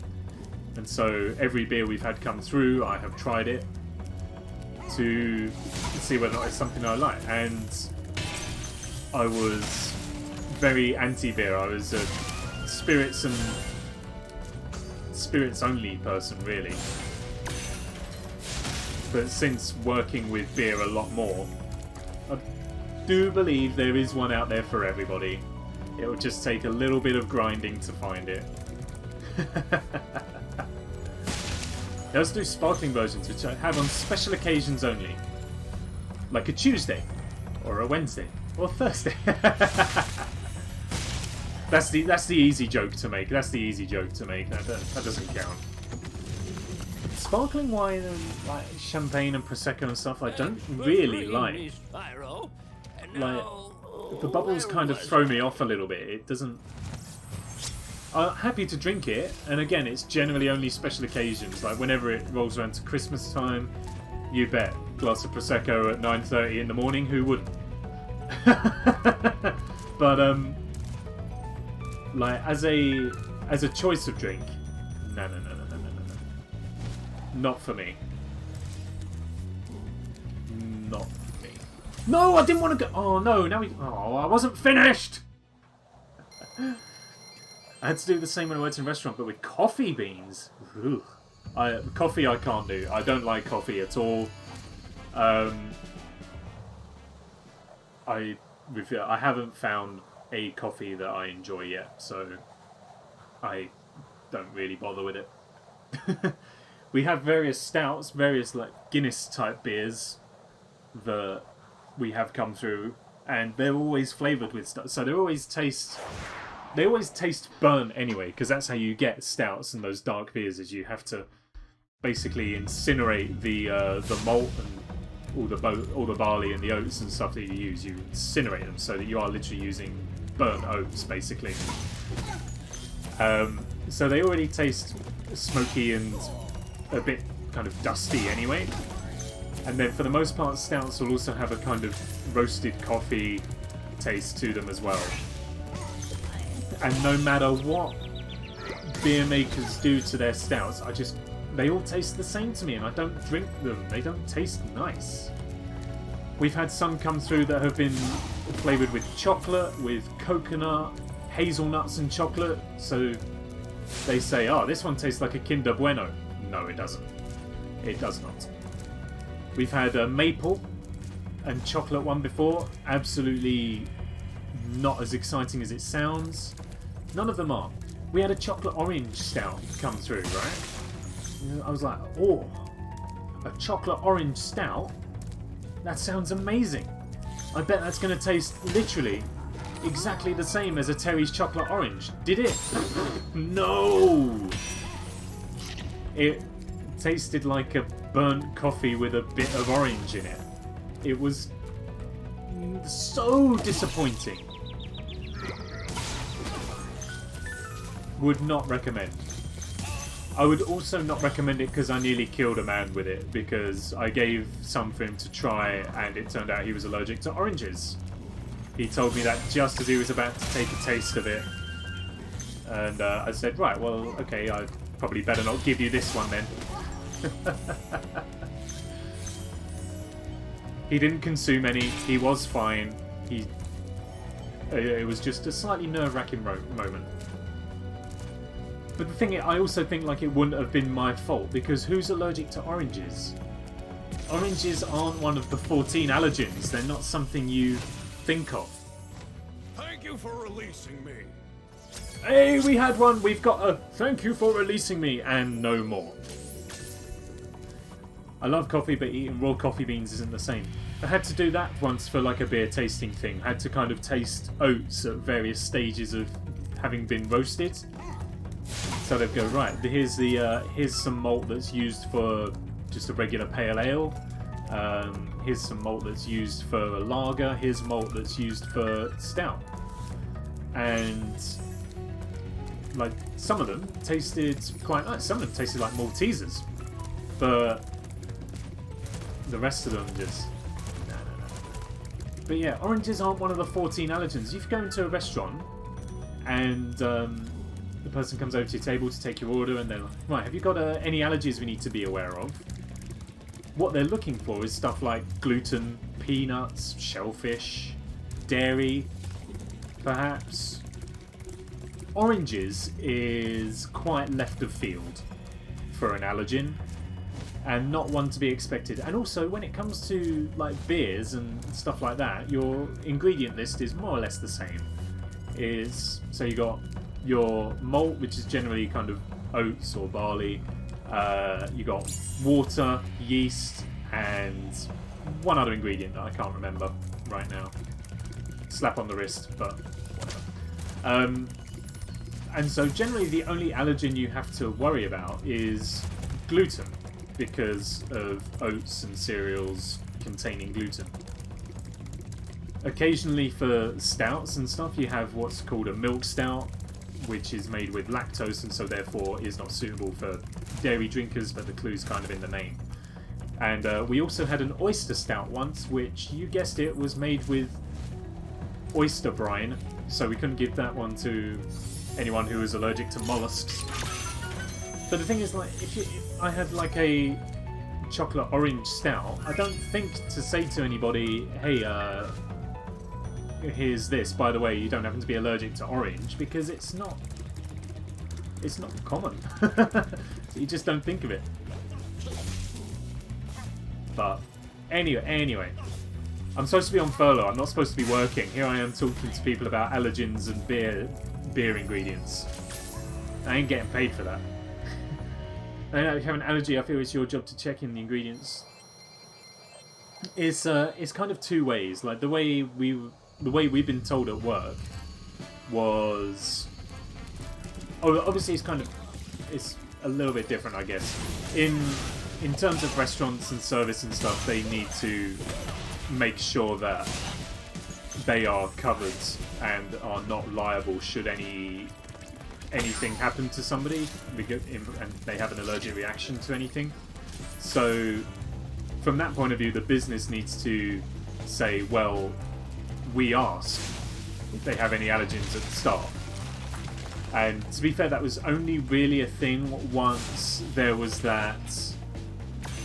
Whenever there was that that person who had like a dodgy sandwich from Pret or something like that, and they brought out a whole heap of new allergen laws surrounding that. And one of the responses from a lot of companies was to start asking customers about their allergies rather than wait to be told.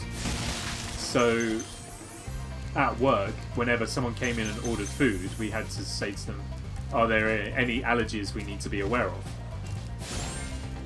And then they would go, no, absolutely fine. And, you know, for the most part, we had exactly the same theory of like, well, they're the one with the allergy, it should be their job to tell us. But you think, like, if you've got someone who's recently diagnosed, who hasn't gotten used to the fact that they have an allergy, they need to tell people about it, and that kind of stuff.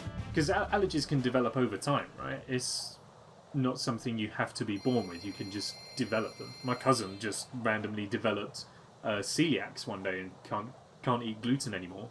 She was absolutely fine for most of her childhood, and then just randomly one day couldn't eat gluten. And a lot of places will still do that now.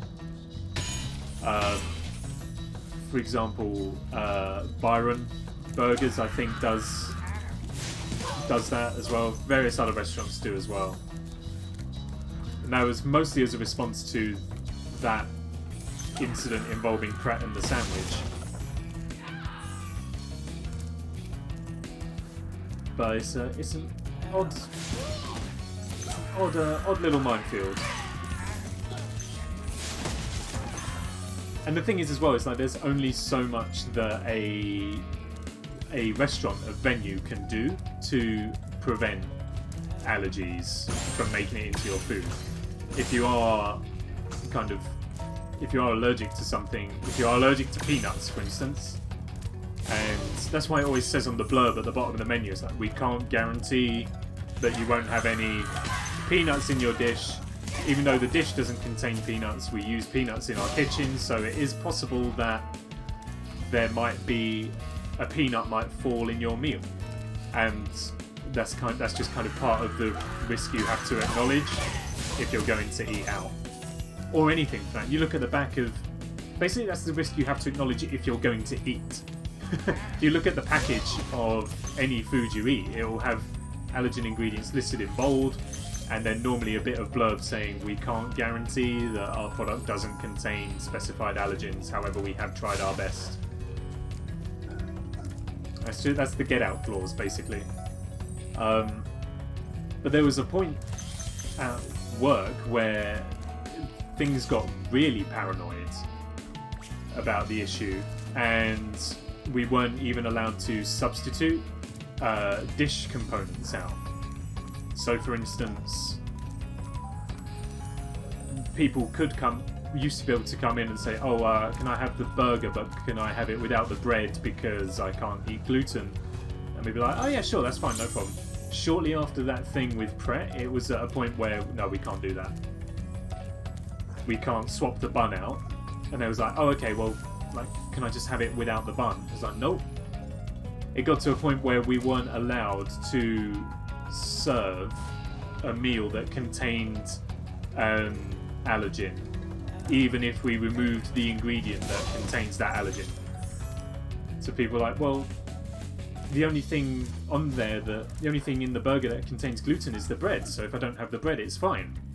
And then we had to explain, yeah, but from our point of view, all of our paperwork and recipe books say that it has the bread as part of the dish, and therefore were you to have a reaction, you could say, well, everything says it came with bread, so it was the company's fault or something like that.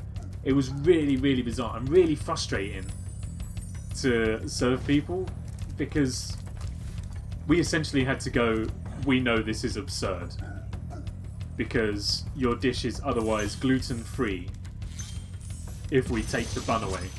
But because all of our paperwork and recipes say it's served with bread, there's apparently a potential ground to be sued if you have an allergic reaction. It was absurd. We couldn't sell any food to people. My boss's wife was unable to come in and eat at our venue because I think she's allergic to so much stuff. And it was the point where it's like, not even the boss's wife is allowed to come in and eat because we're not allowed to swap menu dishes out or serve dishes without components. It was absolutely silly. Still, never mind. Breaking news, Boris is self-isolating. Sort of breaking anyway. Are we surprised? Certainly not.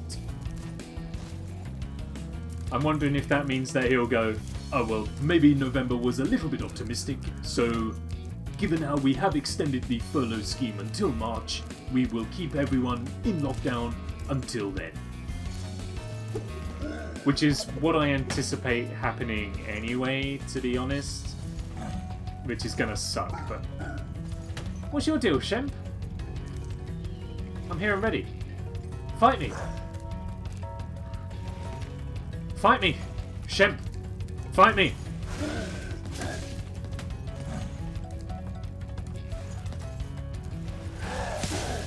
Take that. I'm honestly wouldn't be surprised if that happens, yeah. That's, my theory on it is that we will be locked down for the rest of November. We will open... Everything will be open in... What's up? Everything will reopen in December so that everyone can do their Christmas shopping and go nuts. Everyone will get sick for New Year's, and then we will be back in lockdown from January until March, and then the new financial year starts, and that's when we'll be allowed to return to normal. That's my theory on the matter anyway. I say normal, you'll know what I mean. Clemmy's been given the task of making a Christmas list for the family. That does sound quite cool. That's a good responsibility to be entrusted with.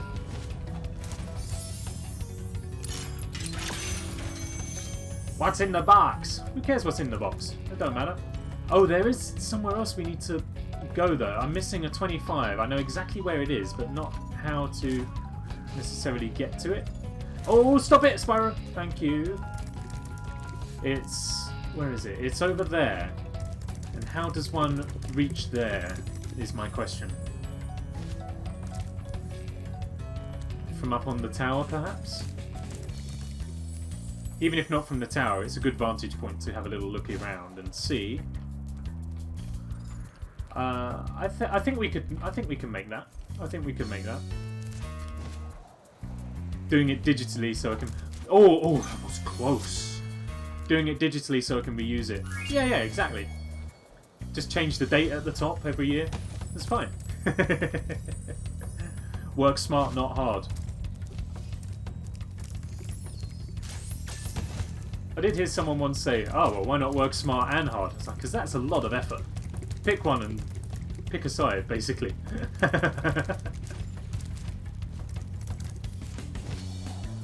You want a spreadsheet? Love a spreadsheet. I do.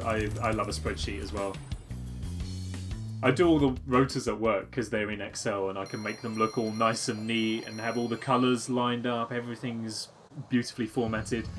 Every time the boss comes in and does the rotors, he ruins them all. Just let me fix it again. Goodness sake. Skill points. Dr. Shemp, perfect. Did I not do that? Did I die on Dr. Shemp? Or have you got to do it without taking damage as well? Maybe that's what that one is.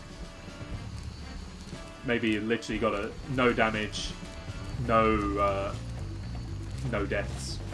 Oof, close. Alright, Night Flight. Let's go for our second bonus level.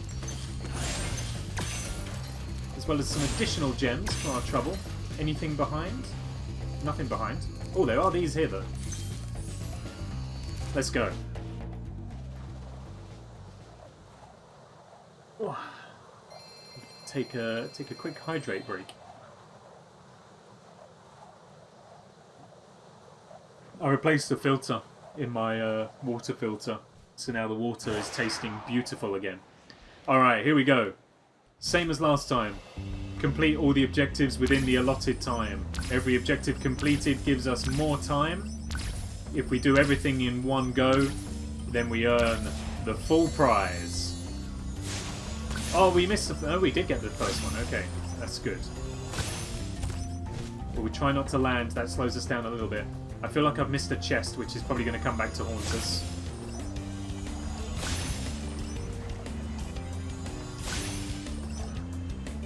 Oh, we didn't miss a chest. That's good. Oh, that's it. Okay, now if we do the gates, we have also got to try and take care of the lighthouses. Maybe we should try and do that simultaneously. Or maybe not. Maybe that'll make things more complicated if I try and do that. Because then I'll have to be flying around trying to find a lighthouse that I've missed at the end. Assuming we make it that far. Okay, there's a lighthouse as well. That's good. Okay, that's that one. Time is against us, though. We gotta be quick. Oh, I'm not feeling confident. Okay, 4 more. 3 more. 2 more.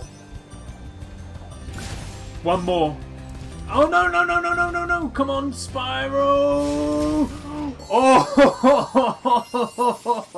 Oh, that was close. But we did it. Everything all in one shot once again. Oh, it was to the wire though. 0.6 seconds left. 3-bit victory. Thank you very much. Oh, look at the cup. There's so much variety in there now. Got little puppy faces. We got gems and all sorts.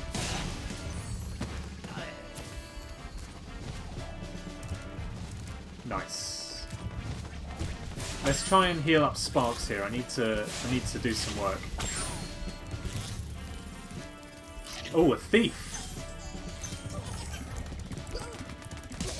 He weren't even ready. He weren't even ready. He couldn't get anywhere on that. Ah, a key. Whoa, whoa, whoa, whoa. Nice. One more dragon. Gunner! Perfectly named dragon for this part of the game. Well done, Spyro. Keep up the good work, and I know you'll fulfill your destiny. Destiny? I just want to kick some... Just toast those enemies and collect the treasure. Yes, your destiny, Spyro. To be the very best, like no one ever was. That was an excerpt from the Pokemon theme song, used for review and criticism. My review is that the Pokemon song is incredible. My criticism of it is that I can't find a criticism for it at this time. What? Excuse me? Hacks? Excuse me, I'd like to speak to the manager. What happened there? I disagree with how that unfolded. I feel like I made that.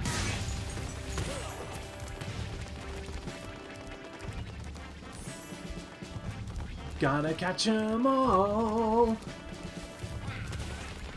Digimon. So I only say Digimon there just to throw the DMCA off of the scent a little bit.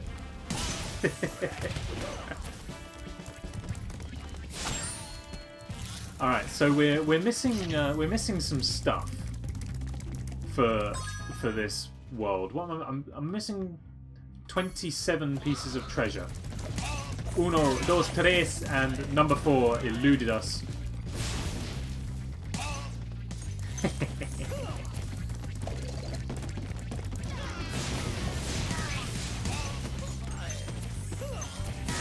We got it.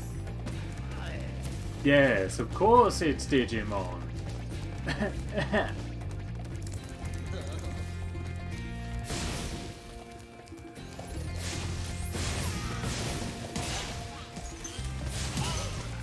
kill all these guys for a start. 21 lives! Where did we get all them from? That's sensational.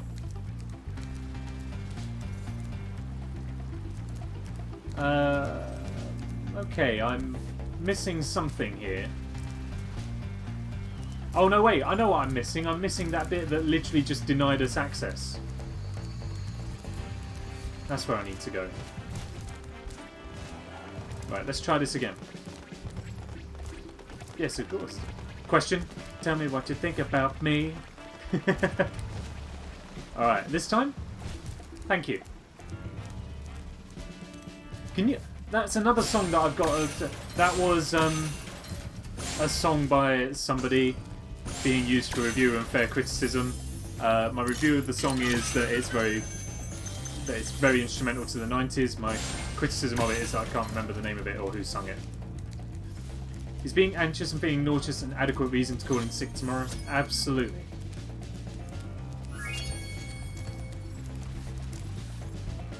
Absolutely. I think given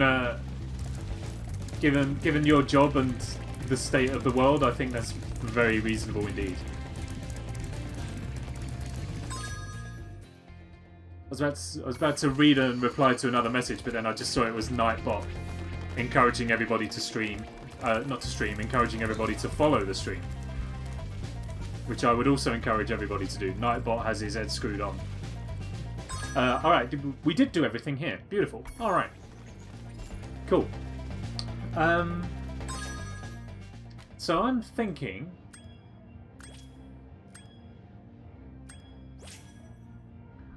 we go and try and take on some of these skill points. Because... So we got an hour of the stream left. And I think there's 6 worlds in total. And we're already like we've already done 2 worlds already. So I feel like maybe we should go back and take on some of these skill points. Just to see how skillful we can be. So let's do that. I can't believe how fast you found so much stolen treasure. Digimon, digital monsters, Digimons are indeed the champions. That's true. For the Magic Crafters Oh, it's so hard to not sing it. I don't want to go to Magic Crafters. I want to go back to the Artisan's Homeworld. Thank you. Yeah, it's so hard not to sing along, but I need to be careful because I don't want the Twitch DMCA to come down on me too hard. However, it is tough to not go change into digital champions to save the digital world. That was another excerpt from the Digimon theme song being used for review and criticism. My review is that Digimon wasn't as good as Pokemon. Don't at me. My criticism is that the Pokemon were a better design. There we are. Team Ty or Team Matt? I can't remember who had what, or what they look like, or even many of the names. Who was the one who had the cactus?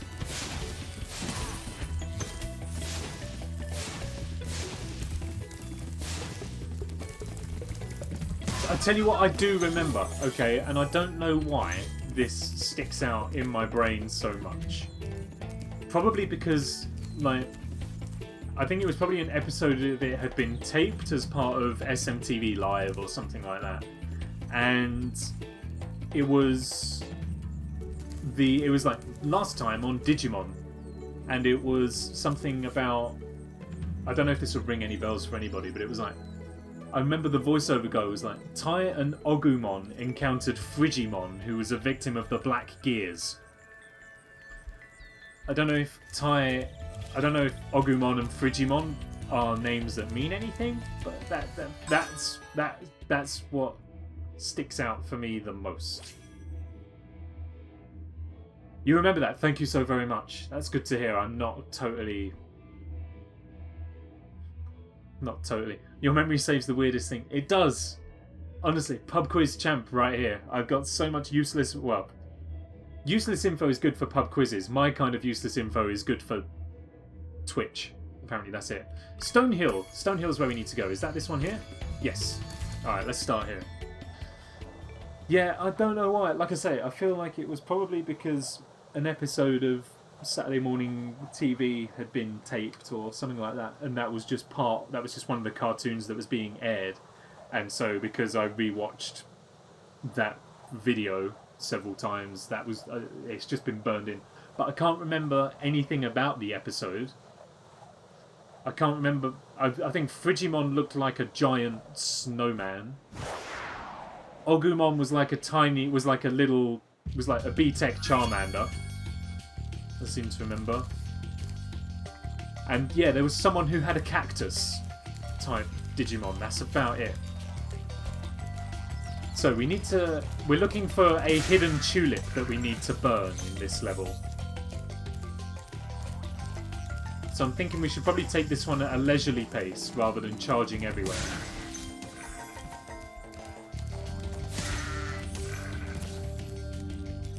With arms and legs, yeah. I'm sure it was like a cactus and it had boxing gloves on or something like that. And a sombrero? Or am I making that bit up? What are the odds the hidden tulip is up on the top layer of the level? I think that's the case. However, I will spend a bit of time collecting all of the bonus orbs because the extra lives will come in handy later on in the playthrough, I am sure.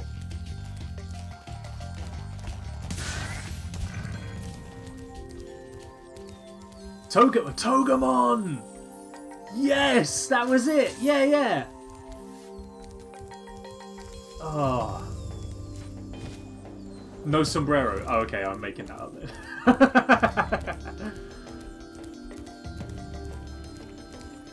Yeah, Togemon. I think the thing that never really sat right with me with Digimon was, like, their names didn't seem to really relate to... Here it is! The names didn't really seem to relate to the creature.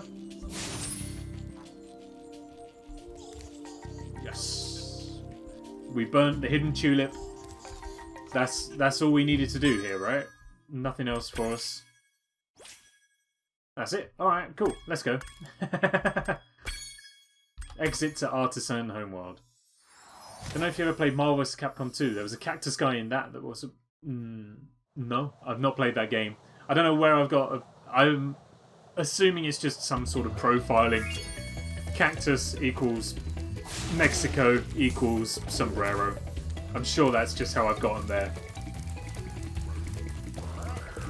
Next one was Town Square, which was the one at the top of the tower, I believe. And I think that's over this way.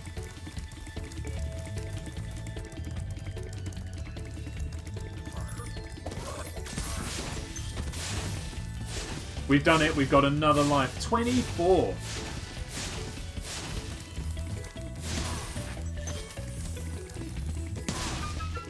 We got it. Or is that the Mandela effect? Ooh.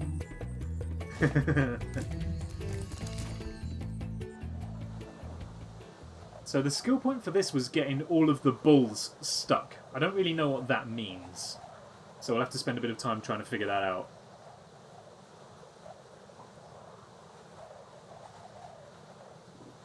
Back, sort of in... Is that, well, sort of, because you're in the bath now? Or you're sort of in the bath? Like, do you send that as you're in the process of getting into the bath? Like, you 1 foot in, 1 foot out? Or... Back to audiobook, Nick.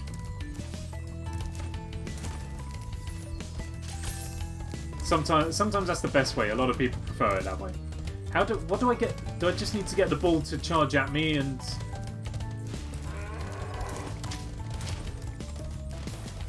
How do you get stuck?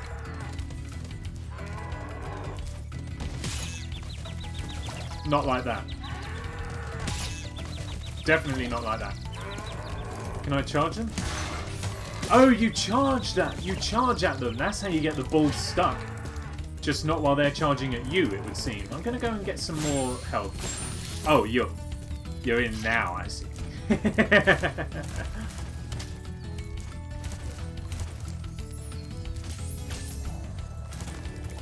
You're mine! There you go, have some of that.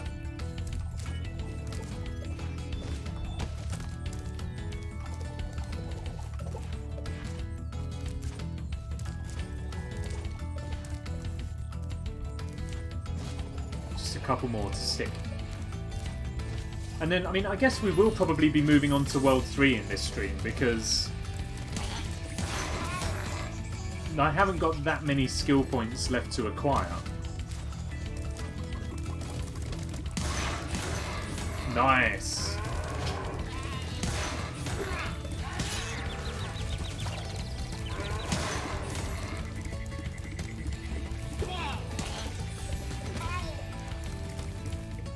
Do they stay stuck? How many have I got a stick? I thought it was like 6.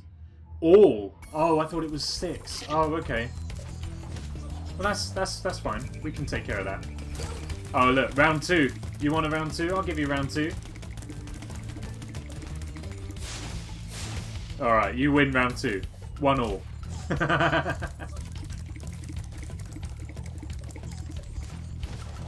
Is this the last one?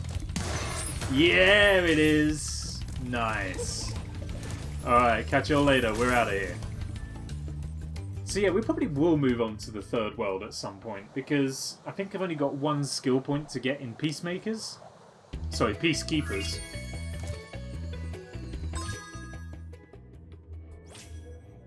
Yeah, Dr. Shemp is the only skill point there. I think High Caves and Blowhard are the next level. Or the next world, sorry. So let's go and find the balloonist and get him to take us to Peacekeepers. And so the balls were now stuck for all of eternity. Do you reckon if you revisit the level, they'll still be there?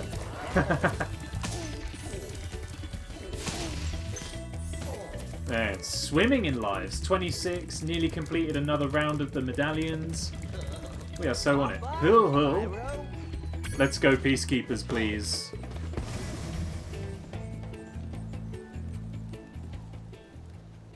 The music's so good. It's composed by Stuart Copeland, who is the drummer for The Police. It's a fun fact. And this is the thing that I've never... I think this is why I love the soundtrack so much, is because as a drummer myself, the soundtrack is just super engaging because it was composed by a drummer. And if you listen to it, it's a very percussive soundtrack. Like, even just now, so we got marching snare, like marching drums, loads of rabbits bouncing around. Peace and quiet, please. Let me just...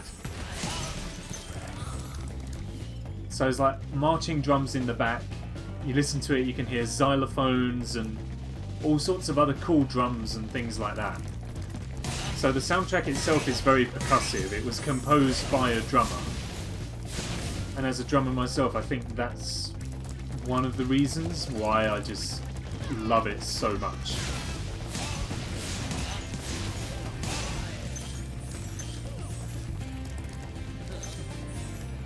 Right, we needed Dr. Shemp in this world, didn't we? That was who we have to go and see. And the skill point just says perfect, so I'm assuming that on this occasion we need to not take any damage. Because we didn't die to him at all, that I remember. However, we did take damage in the level, so we should try and do it 100% flawless. Is your drum kit with you at the moment or at your parents? It's still at my parents' house. I was looking to bring it here, but I just don't think I've got the space. It would have to be here in my room, and it would live in this corner of the room right here. And I don't think I've got the space for it all. I think I do, but it's a bit of a... It'd be a bit of an effort to lug it all here to find out that I haven't got the room. So my plan is hopefully for Christmas I'd like to look into getting a decent quality electric kit, because it's a little bit smaller, it takes up a little bit less space, and they're still pretty decent. Like, oh no! There's still pretty decent bits of hardware, and I think that'll probably do that'll do me for the time being. The thing is, even if I was still living at home, I wouldn't really be able to play it because my parents are working from home because of everything that's going on. So it's a tough one, but I think an electric kit, and also it's less likely to wind up the neighbours. So an electric kit feels like the right way to go about it. I did used to have an electric kit. I started with an electric drum kit, and it was a very entry-level kit because that was kind of all I needed at the time.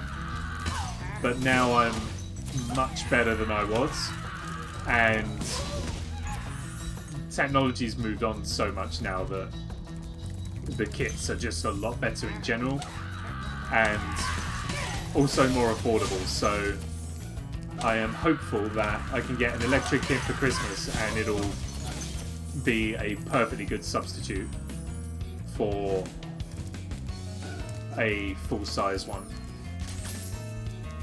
Okay, here we are. Dr. Shemp, no damage.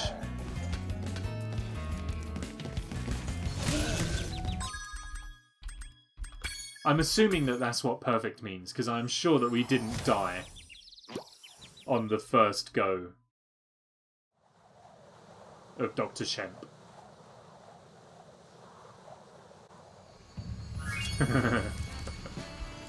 Redo. I'm gonna need to hunt down some chickens in a minute though to try and replace some of my lost hit points.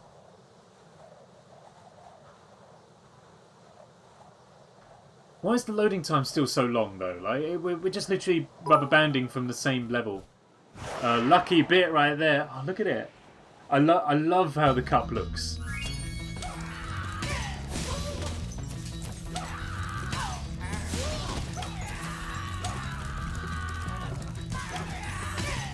Speedrun strats.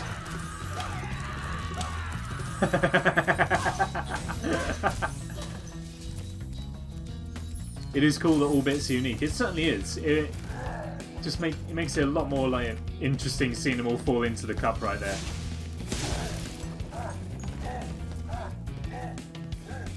I think it's also like a nice little identifier as well. Like, you guys can look there and go, there are my bits right there, sitting in the cup. Those are mine. Alright, Shemp. I'm ready. Are you? Come on, my friend. Alright, 2 down. We just need to do this last one without getting smacked around the face, and then I hope we get the skill point. What are you laughing at?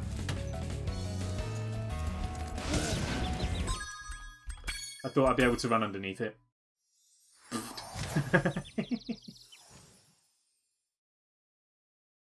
This time, we know what we're doing.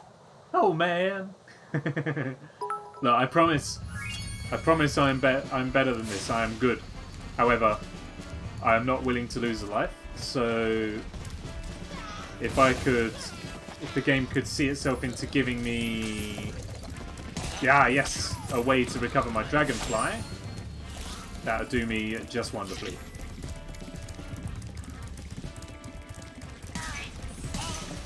He didn't even know what was coming. In we go. 2 more lucky bits. Come on, you can do this. I know I can do this. It just takes a couple of practice goes, that's all. What I'm actually doing is just dragging the stream out more and more so that I can be playing this game for years to come. Alright, super speedrun strats this time. GDQ and ESA has nothing on this.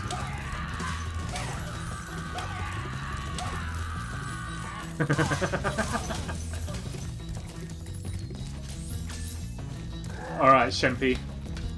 This time.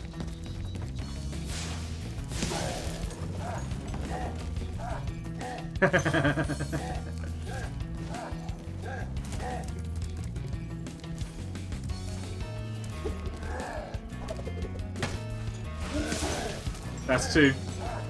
When we're going to see you AGDQ? I don't know. I would be interested in learning how to speedrun a game. But I have no idea. Oh, not quite. I have no idea what game I would go for.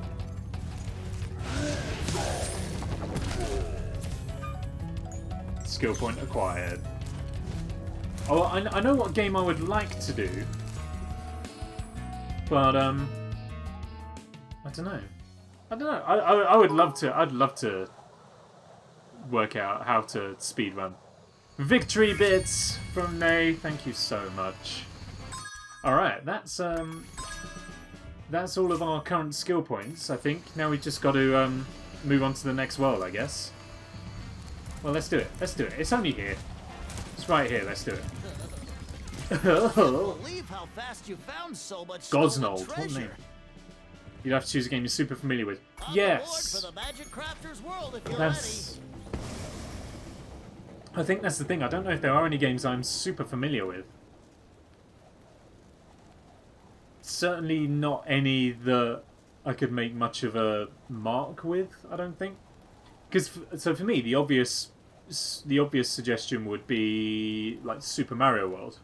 It's a game I know inside and out, but like it's so tough to do a speedrun that's impressive of Super Mario World because it's a game that has been blown to pieces with it. I feel like the runs are about as efficient as they can get now for Super Mario World, for instance. You know, with bugs and glitches, you're able to warp to the credits within 4 minutes, if that. Excuse me. So it'd be tough for one like that. It is a game I know very well. Crash 2 is a game that I know very, very well and would probably be interested in doing as well. And I feel like that one's perhaps a bit more reasonable. He ran around me! He double baited me! I feel like that's one that I could probably do a bit more reasonably. Yeah, you ain't trying it a second time, my friend. Find the fact that people speedrun Minecraft. That's outrageous. And like, because for the most part as well, they are random seed runs as well. Like they've literally just gone, here's the world, 3, 2, 1, and then they do it, and it's insane. Welcome to Magic Crafters. I'd get stuck. I'd be like, no, I need to build my redstone wheat farms and make sure I have enough food. I need to have everything fully enchanted. I can't go and face off against the dragon until I have fully enchanted diamond gear. There would be no such thing as a Minecraft speedrun if I were in charge. Well, that's not the way that this bit's supposed to work. That's not how that's supposed to work. There's been a fundamental misunderstanding in the game here, which is that you're supposed to just be able to charge through all of these guys without any effort. Something like that, but better. I'm just going to blame it on the fact that I was a little bit shaken by the change in pace right there. That's not how that was supposed to go down.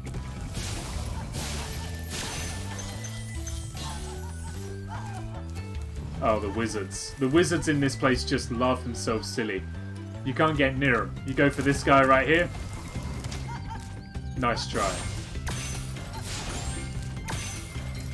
How about this guy right here? We can do him.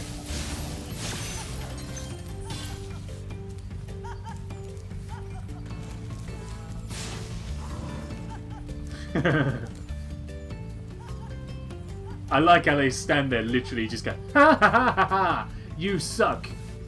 Well, do I now? Not as hard as you do. Alpine Ridge, that's going to be the first level on our stop of the Magic Crafter's world. Let's see what awaits us.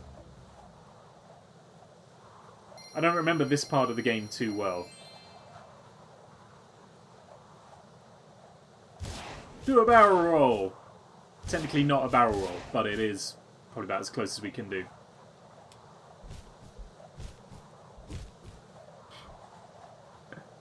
all the small details. Being able to pilot Spyro in the loading screen. Is this stream family friendly? I try to keep it so, yeah. For the most part, there's no swearing. I don't swear myself. If I'm collaborating with other people, I can't necessarily control them. Oh, careful! We managed it. But yeah, so like, I don't tend to swear. For the most part, the style of games we're playing are also very relatively family friendly as well. I say relatively because we are playing one at the moment about vampires that is occasionally a little bit graphic. But otherwise, yes, for the most part, I try and keep things as family friendly as possible. Always have done. And always plan to as well.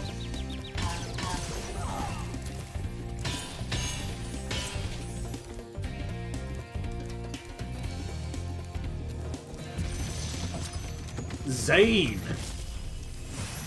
What a zany name for a zany guy. Look at him. You're not afraid of those big, noisy, gigantic, awful beasts, are you? Of course not. Oh, good. I didn't think so. I needed to ask before I have cracked a joke. No, by all means, go for it.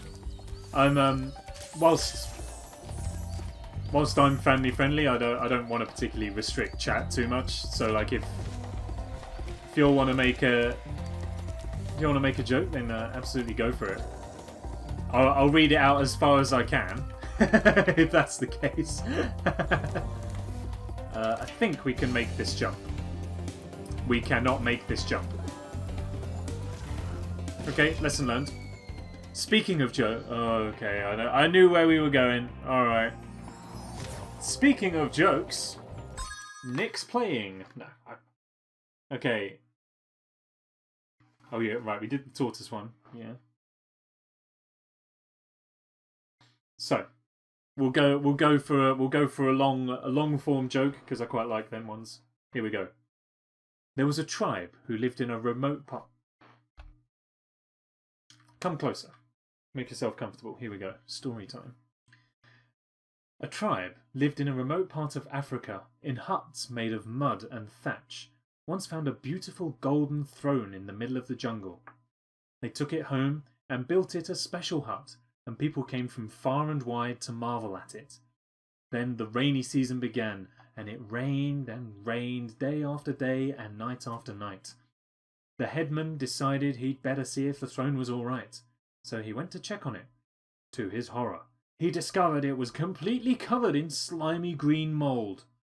Feeling very depressed, he walked out of the hut and into the rain, where he found the witch doctor was waiting for him. "What's the matter?" he asked the headman. So the headman explained what had happened to the throne. It just goes to show," said the witch doctor, "that people who live in grass houses shouldn't store thrones." Oh, that wasn't as good as the tortoise one. Never mind. There's plenty more where that came from, though. And better ones. So, can join in for that. Oh, no. That's okay. Innuendo. I see you there, Clemmy. Innuendo is totally acceptable, by the way. "You think I suck? Not as much as you suck." That's what she said. More than happy for innuendo. Innuendo is one of the top tier jokes. Alright, now we can... Oh, look at these two dueling! What's this all about? Oh, wait, you can't see. You still can't see. Now you can see. These two having a...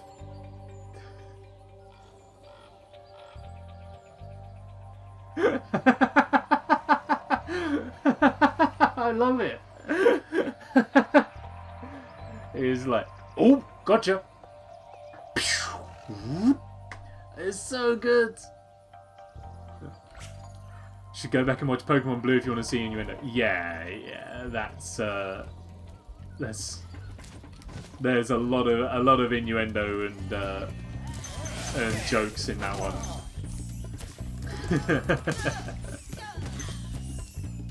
Oh, top quality though. It's been 84 years. Whoa, easy, easy. Oh, he got me. Nice try. I'm going fun, especially while playing with friends, because I'm so quick. Usually my voice call, I get them to crack. Yeah, it's so easily done. I love innuendos. Like, I think, by the sounds of it, like me, you got a very quick and sharp brain that tends to just speak before it's had a moment to think, and it sometimes comes up with utter gold. Except in my case, a lot of the time it doesn't come up with utter gold at all. It comes up with absolute utter shoddy jokes and things that shouldn't be said. But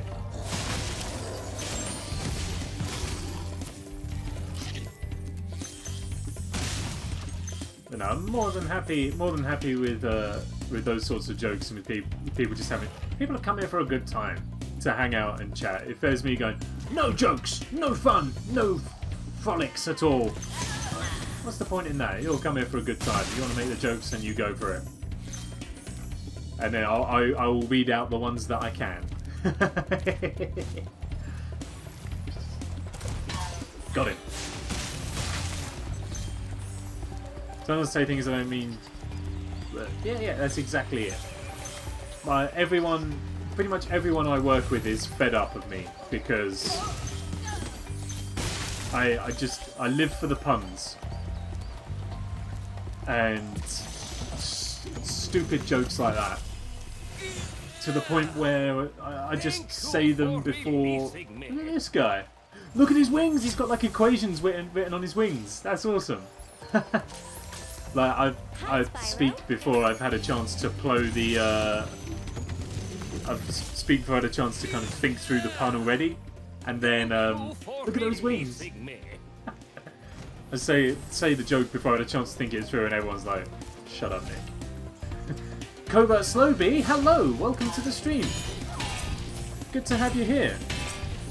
Puns, I'm sold already. You are most certainly in the right place, my friend. I hope you're doing well this evening. Hope your day hasn't been too stressful for you.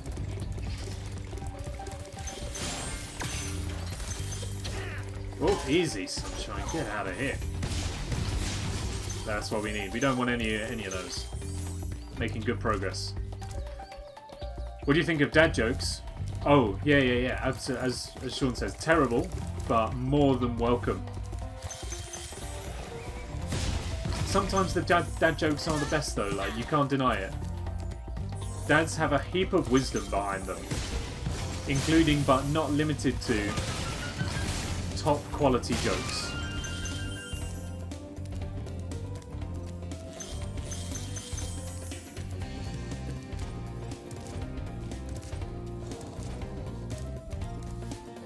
Jokes that are so bad that you laugh at them, Clemmy, are the only kinds of jokes worth dealing with. How did he hit me? Excuse me. Which is why we're fortunate. It's rolling round to Christmas, and everybody knows Christmas cracker jokes are on the horizon. You know what time it is. Magic, innit? Great work, Spyro. If you keep this up, you'll learn all the tricks of the Magic Crafter's world. I intend to, my friend. Now we got to do a big strong glide over this way. Never gotten anyone to laugh at this joke, but let's see. I am excited. Covert Slowbee, thank you very much for the follow. Welcome to the Tac Pack. Please don't let Clemmy's joke make you leave, whatever it may be.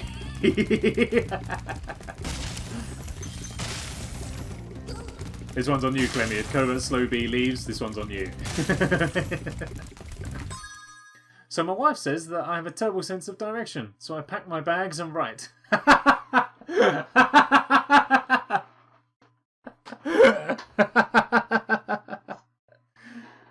I adore that joke. No word of a lie, no exaggeration. I adore it. That's incredible.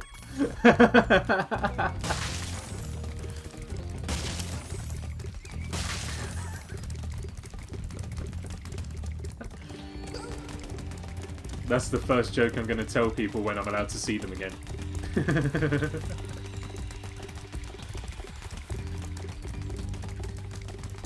I wonder if there was a model viewer for all the dragons. I really hope so. What I've been led to believe is that this guidebook reveals concept art or something like that. So I'm hoping there's like at least a way to check out all of the models or the initial artwork or whatever. Get him! We got him. So it does work. Bravo from Covert Slowbee. That's good. Rest easy now. Holds out empty open hand. This cabbage. Remember that these blue thieves have stolen eggs outside the Magic Crafters world as well. That's good, but it's definitely one that needs to be done in person. Alright, now, can I make this jump over here? What do we reckon? Oh, we can! And after it, when I read it, so I told it to my parents and they just raised the brow at me. Don't trust them. Don't trust them, Flemmy. Ow! Don't.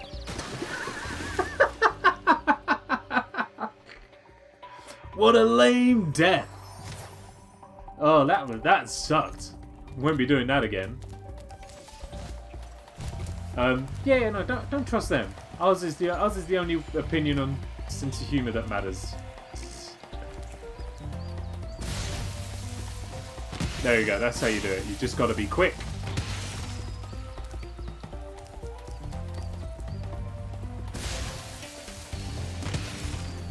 There you go. Now we got it. Now we're pros. Pops to the tops is the achievement I just got. I'm assuming that's something to do with popping the firework crates. I'm missing 15. Oh, there's 5 right there. Okay. Where did that come from? Oh. I can't tell my favourite joke on here is NSFW. Uh oh. That's right, Nay's coming in with the what's brown and sticky. An absolute classic of the playground. The brown and sticky joke. A steak. Can't beat the old ones.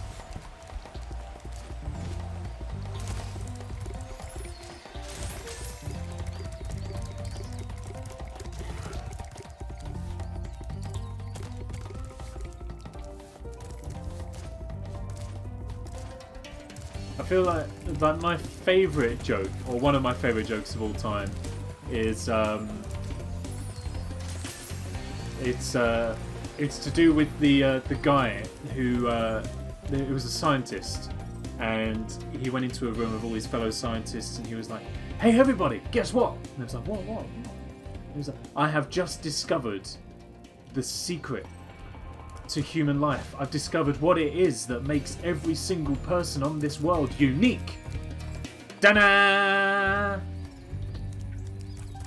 It's one of my absolute favourites.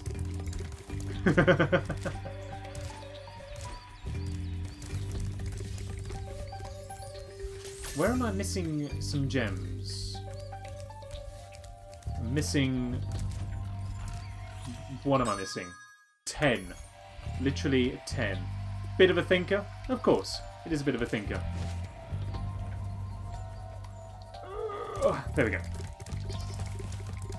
So the building blocks for all human life is DNA. And if you pronounce it as it's spelt, you get da-na.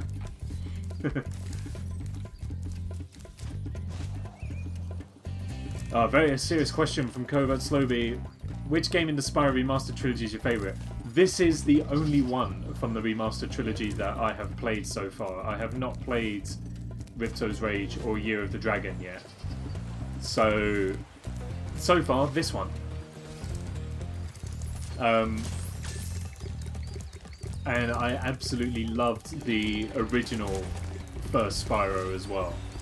I have played a little bit of the original Ripto's Rage, a little bit of the second one, but I have not played any of the remastered versions of the games yet.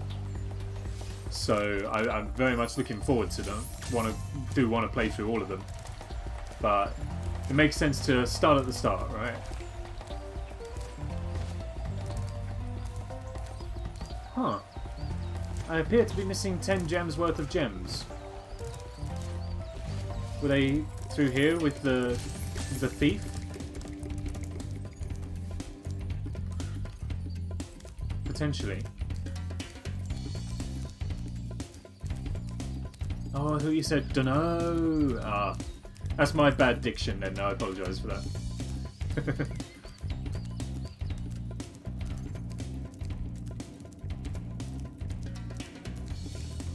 I saw the gems earlier. No! You tease me like that. I don't really want to use sparks. I want to find everything for myself. Are you down here? You're not down here. Oh, I thought you'd be down there.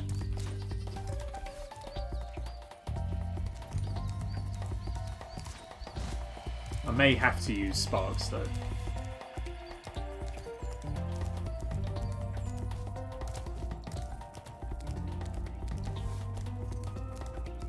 My inner gremlin is thinking shiny gems.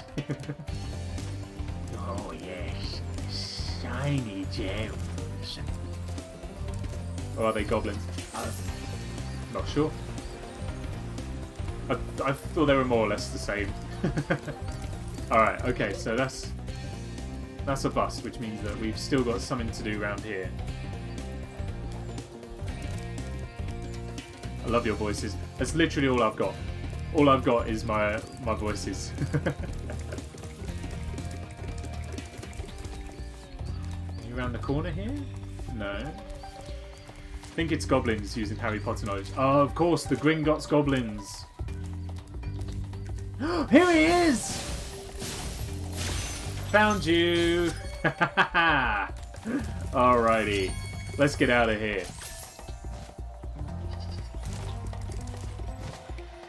You wish to make a deposit, Mr. Potter?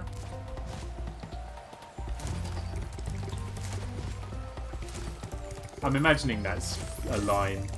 It's been a while since I've seen Harry Potter. Well, certainly a while since I've seen any Harry Potter that's taken place in Gringotts. So I don't remember any of the lines the goblins had. Alright, let's get out of here. We have finished that level. Whew, took a little longer than I thought, but never mind.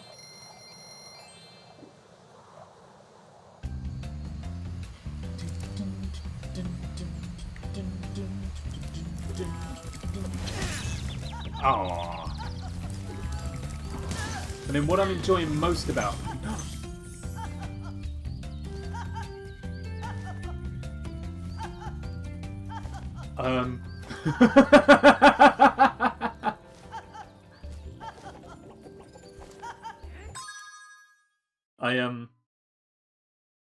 I broke it.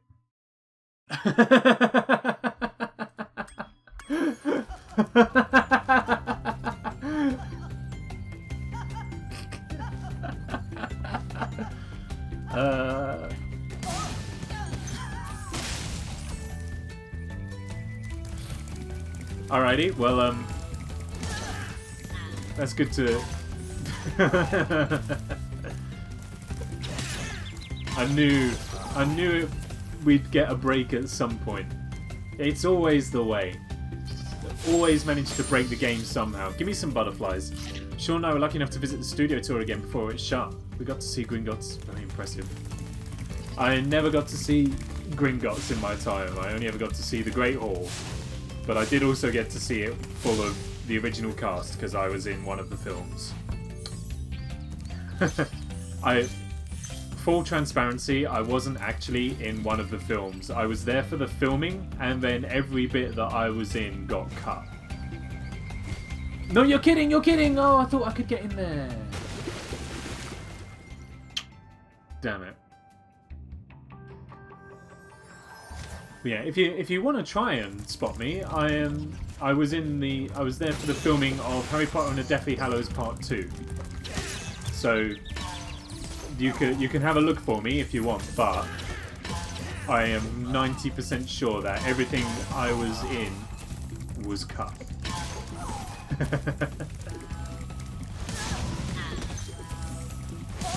So as everybody knows, the mark of true science is repeatable results. So yeah, that's a repeatable result right there. Give me my dragonfly back.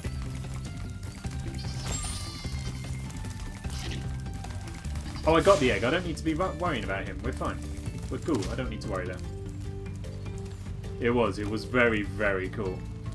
Only ever been in a newspaper. That's still not too bad. Well, it depends why you're in the newspaper. There are good reasons to be in a newspaper and a bad reason to be in a newspaper, I guess. Hopefully it was a good reason.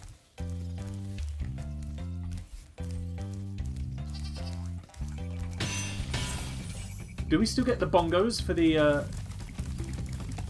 Yeah, you still get the bongo, like, the additional percussion while you're charging. So good. Such a nice little touch. Come on, we'll have you. I want you for the gem so I can get a new life. Thank you. Oh, we're like 2 or 3 away. Oh, toilet was in the paper. That's some sort of an achievement, I guess. Hydration break from Covert Slow B, thank you. And you were on the radio as well. Was that for a good reason? Was everything for a good reason or a bad reason? Clemmy, were you in the paper for a good or bad reason? Was the toilet in the paper for a good or bad reason? Were you on the radio for a good or bad reason? You found a snake in the toilet! When you see arrows I don't remember that in Toy Story. Charge along with them to There's a snake in my loo! Supercharge? Excellent! Go ahead, try it. Genius. There's a snake in my boot!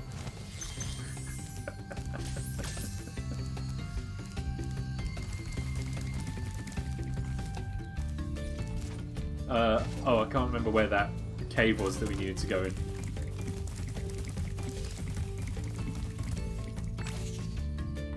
I think it's just round the corner, round here. Here it is. Here it is. Oh, there's a crate with a key that I can't access right now. That's fine. We'll come back. Kevin McKissington III. Oh, that's the name of the snake. I was like, who on earth is that? McKissington. Kevin McKissington III. What happened to the other 2?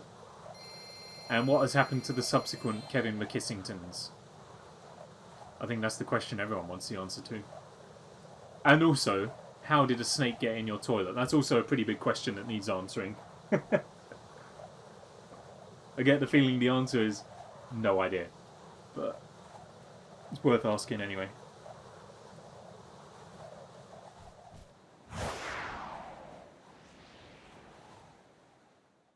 Loop-de-loop. The loading screens are so buffery. Never mind. We've got a skill point to get in this level. Burn hidden painting. Well, that way looks dangerous, so I think maybe we'll go the other way for the time being. Oh, it's this level with the giant spiders. They are scary in this game. I do not like them. Not in the least. I was in one of the last few groups teaching a Finnish instrument called Kantele? They're interviewing our teacher and they put a picture of us and the teacher playing it in paper. Nice. For the uneducated swine such as myself, what sort of instrument is it, and is my pronunciation as bad as I think it is? Kantele? Maybe that feels kind of correct, but I wouldn't be surprised if it isn't. And then, who knows, Kevin Kissington III was taken by the RSPCA, left behind by the previous owner of the home, and dyed blue. My. That's actually kind of sad. Like, oh, watch out! Yeah, that's kind of sad. Someone's treated their snake like that. 4-foot rat snake. That's actually kind of big. Especially for the UK, like, it's kind of big. The UK doesn't do snakes. Cyrus. The name of my first hamster. Please do something And only about hamster, these green actually. druids. They insist on moving everything in sight. Why do you want me to do something about the druids? You're the wizard. It's an instrument made of tree. Mostly look like a small harp, but in a guitar form that you haven't seen. Okay, I think I can kind of picture that.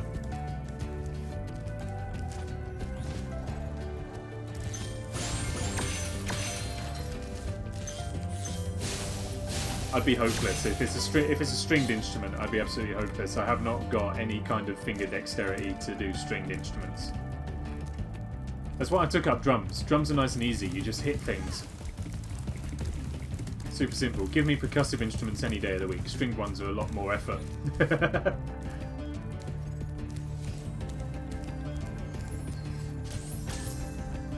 You're a drummer too? I certainly am. I'm guessing by the two that you also are. Slowby. Oh! Damn. I've not played in absolutely ages though because lockdown has prevented it, but I certainly am. Can we get any higher than here? We can't. So maybe we just need to catch him over on this side instead. There you go. Was one of them was riding these platforms, right? Oh, that was in Blowhard though. That's not here. That's fine. I've just sent you some photos to share if you'd like. Oh, okay. I did see my phone light up. Oh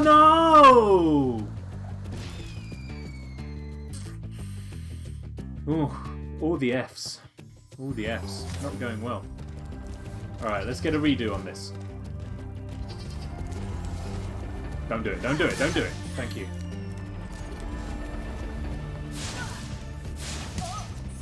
That's much better. Alright, we're sorted. I don't know how to trigger the channel though. Oh. He's an excellent drummer. He had some videos on his YouTube. He certainly does. I mean, Nightbot should spam it in at some point, but in case he does not, that should pop the YouTube link. That's where all the VODs go from. The channel itself is not so much a YouTube channel anymore. It's my my Twitch dump, basically. Are these any of the hidden paintings I need to burn? That was it? Really? Okay, right. Well, there we go. That's that one done, I guess.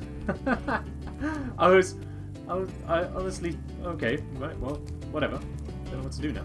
Spyro, what are you? Spyro. He doesn't want to. Thank you. All right, we're there now. I think. Are we good? We're sorted. He stopped slipping. We're good. As if by magic. Well, we are in the Magic Crafter's world.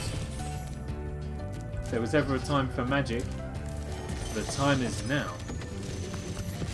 Sent you a picture of both the baby and the instrument if you want to check. I hate those bugs. When I become big and strong like you, I'll squash them all. Until then, remember that super. No, it was very hard, and you are the king of skill. It's photo sharing time.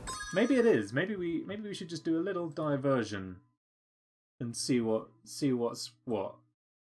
So, where are we? Oh, Clemmy, the baby is beautiful. Oh, and I've got the instrument as well.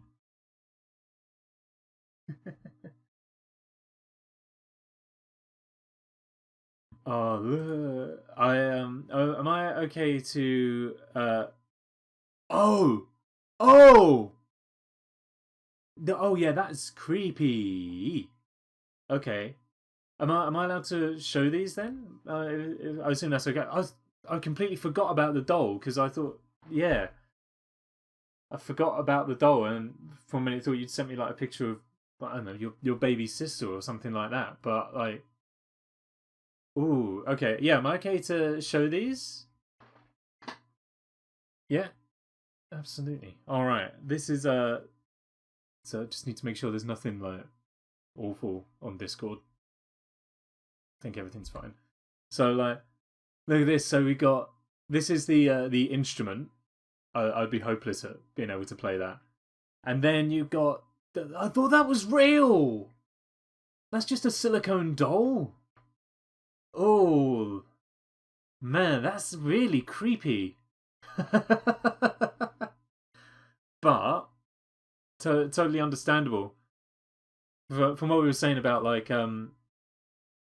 if it's to help cope with like stillborns and stuff like that, the realism on that is incredible, but really freaky. Ooh. Oh yeah, I am not much of a fan of that. Where's Oh, okay. Yeah, I can do the snake as well.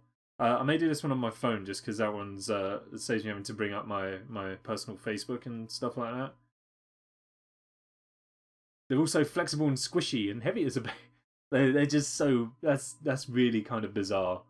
And here is Nay's blue toilet snake.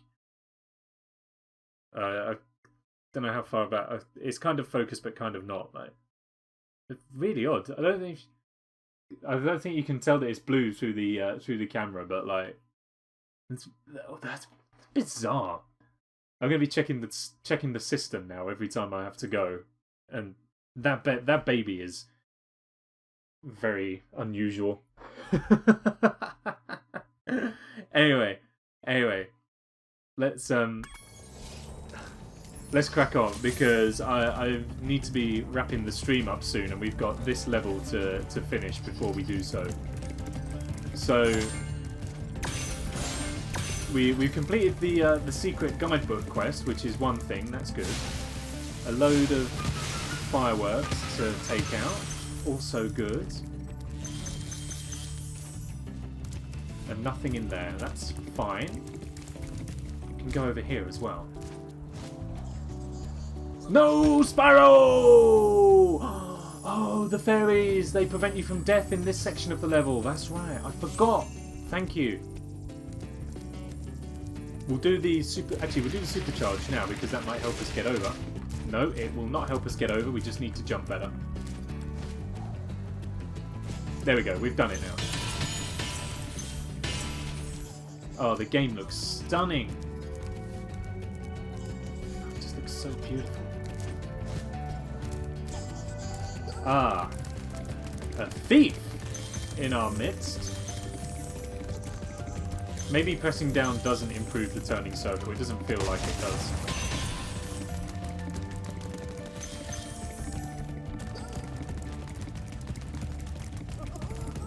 Stop it! Stop laughing at me! I can't help being slower.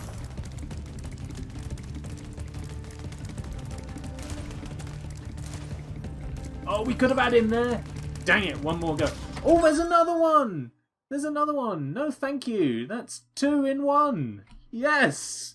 Attack moment number 2. Don't click the link. Whatever you do. I can be famous. I know if these weird spam bots are to be believed, I can be famous and I will be famous. I just won't do it by clicking any of the weird links they put in chat. That is outrageous. No chance. We had the house for months before we found him. We didn't have the heating on because we weren't living there, so he came out once the heating was on for a day or two. Oof. Dang. Yeah, that they can't have been nice. It can't have been nice people if that's what they'd have done. I like the fact that where's the game gone? There we go. I like the fact that in the paper they'll have gone, panicked local man finds snake in toilet system. I hope the headline read like toilet cistern. Like it drew out the S's. Panicked local man finds snake in cistern. The charging bongos. Alright, save me fairies one more time. Yeah, I'd keep the paper. For sure, I'd keep that as like a real memento. Alright, supercharge me, go! Oh, I didn't jump. Do the same but better. It's probably the way we work on that. Supercharge me, go! That's how you do it. That's how you make an entrance. Oh, and there's a dragon to rescue, and the home portal. Try combining your supercharge with jumping and gliding, and really explore the high caves. He's gesturing to the whole wall behind him. Explore the high caves! It's like me going, explore my entire house, right here. It's made its way onto Fox News in America. Good God. So I like how it would have been here in the paper, it would have been like, panicked local man finds snake in toilet system. Whereas in the US it would have been mere seconds from death. While one local man in England, London, the United Kingdom, was just inches from death after discovering a monstrous death python in his restroom. Something like that. Cognac ice cream? Brandy ice cream sounds very, very nice. Alright, so we use the supercharge to kill off a bunch of these horrid, like, rock spiders. And we also need to preserve the charge as well throughout these caves, I believe. Oh, there's one! Oh, leave me alone. Leave me be! Leave me be! The spiders are impervious to all damage, apart from supercharge, so we just need to avoid them for the time being. Oh, he's just shivering right there. It is cold here in the high caves. Oh, he tried. He tried, but he wasn't good enough. The thing is, we need to drag the supercharge all the way down here, because we need to kill them all for their gems. No, I got stuck on the geometry. That's not good. It's okay, we're out though. But definitely going to take the safer way back around, I think.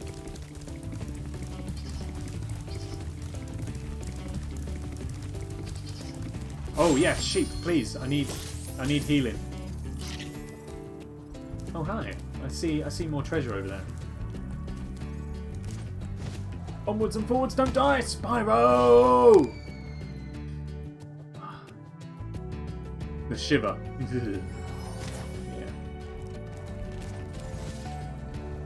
Spyro! Told you all the lives would be necessary. Can I now not do it because the magicians aren't moving the land anymore? More like Spy. No! I've heard the original Punch Ice Cream Sunborn. That's, I don't believe that's a brand or a flavour that we have over here. Be interested to know a little bit more about Sunborn. Sounds like it's out of Skyrim. I am the Sunborn.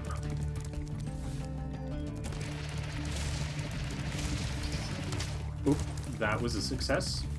Glad to have been there for a part of that.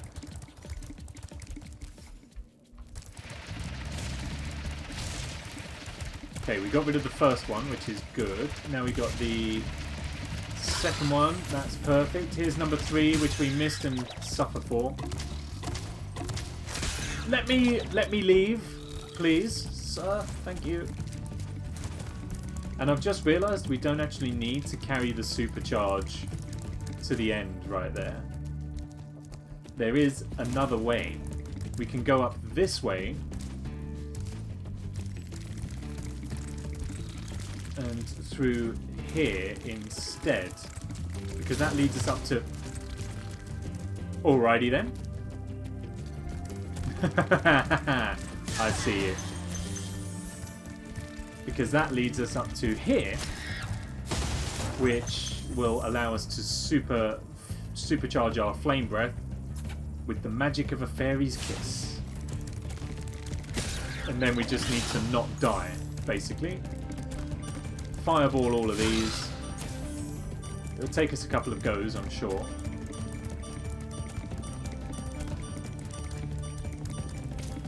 I think I've only got one more to kill. Where are we at, treasure-wise?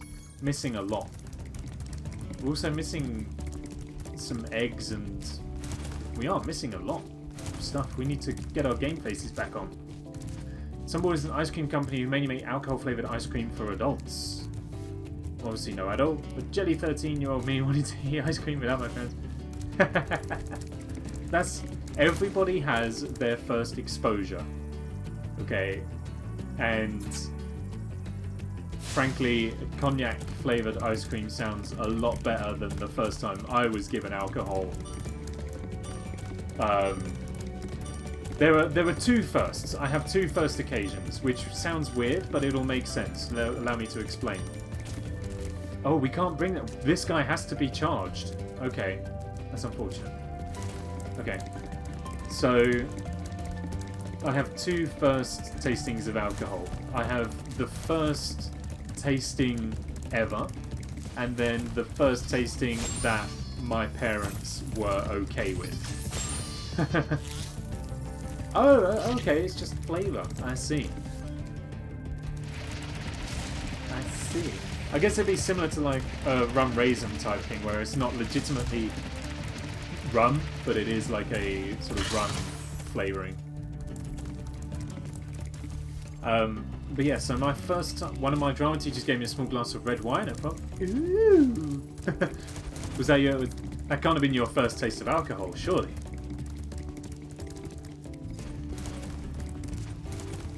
Or if it was, then we were just really depraved in my family. And if there was alcohol in that ice cream, my parents would throw it out the window.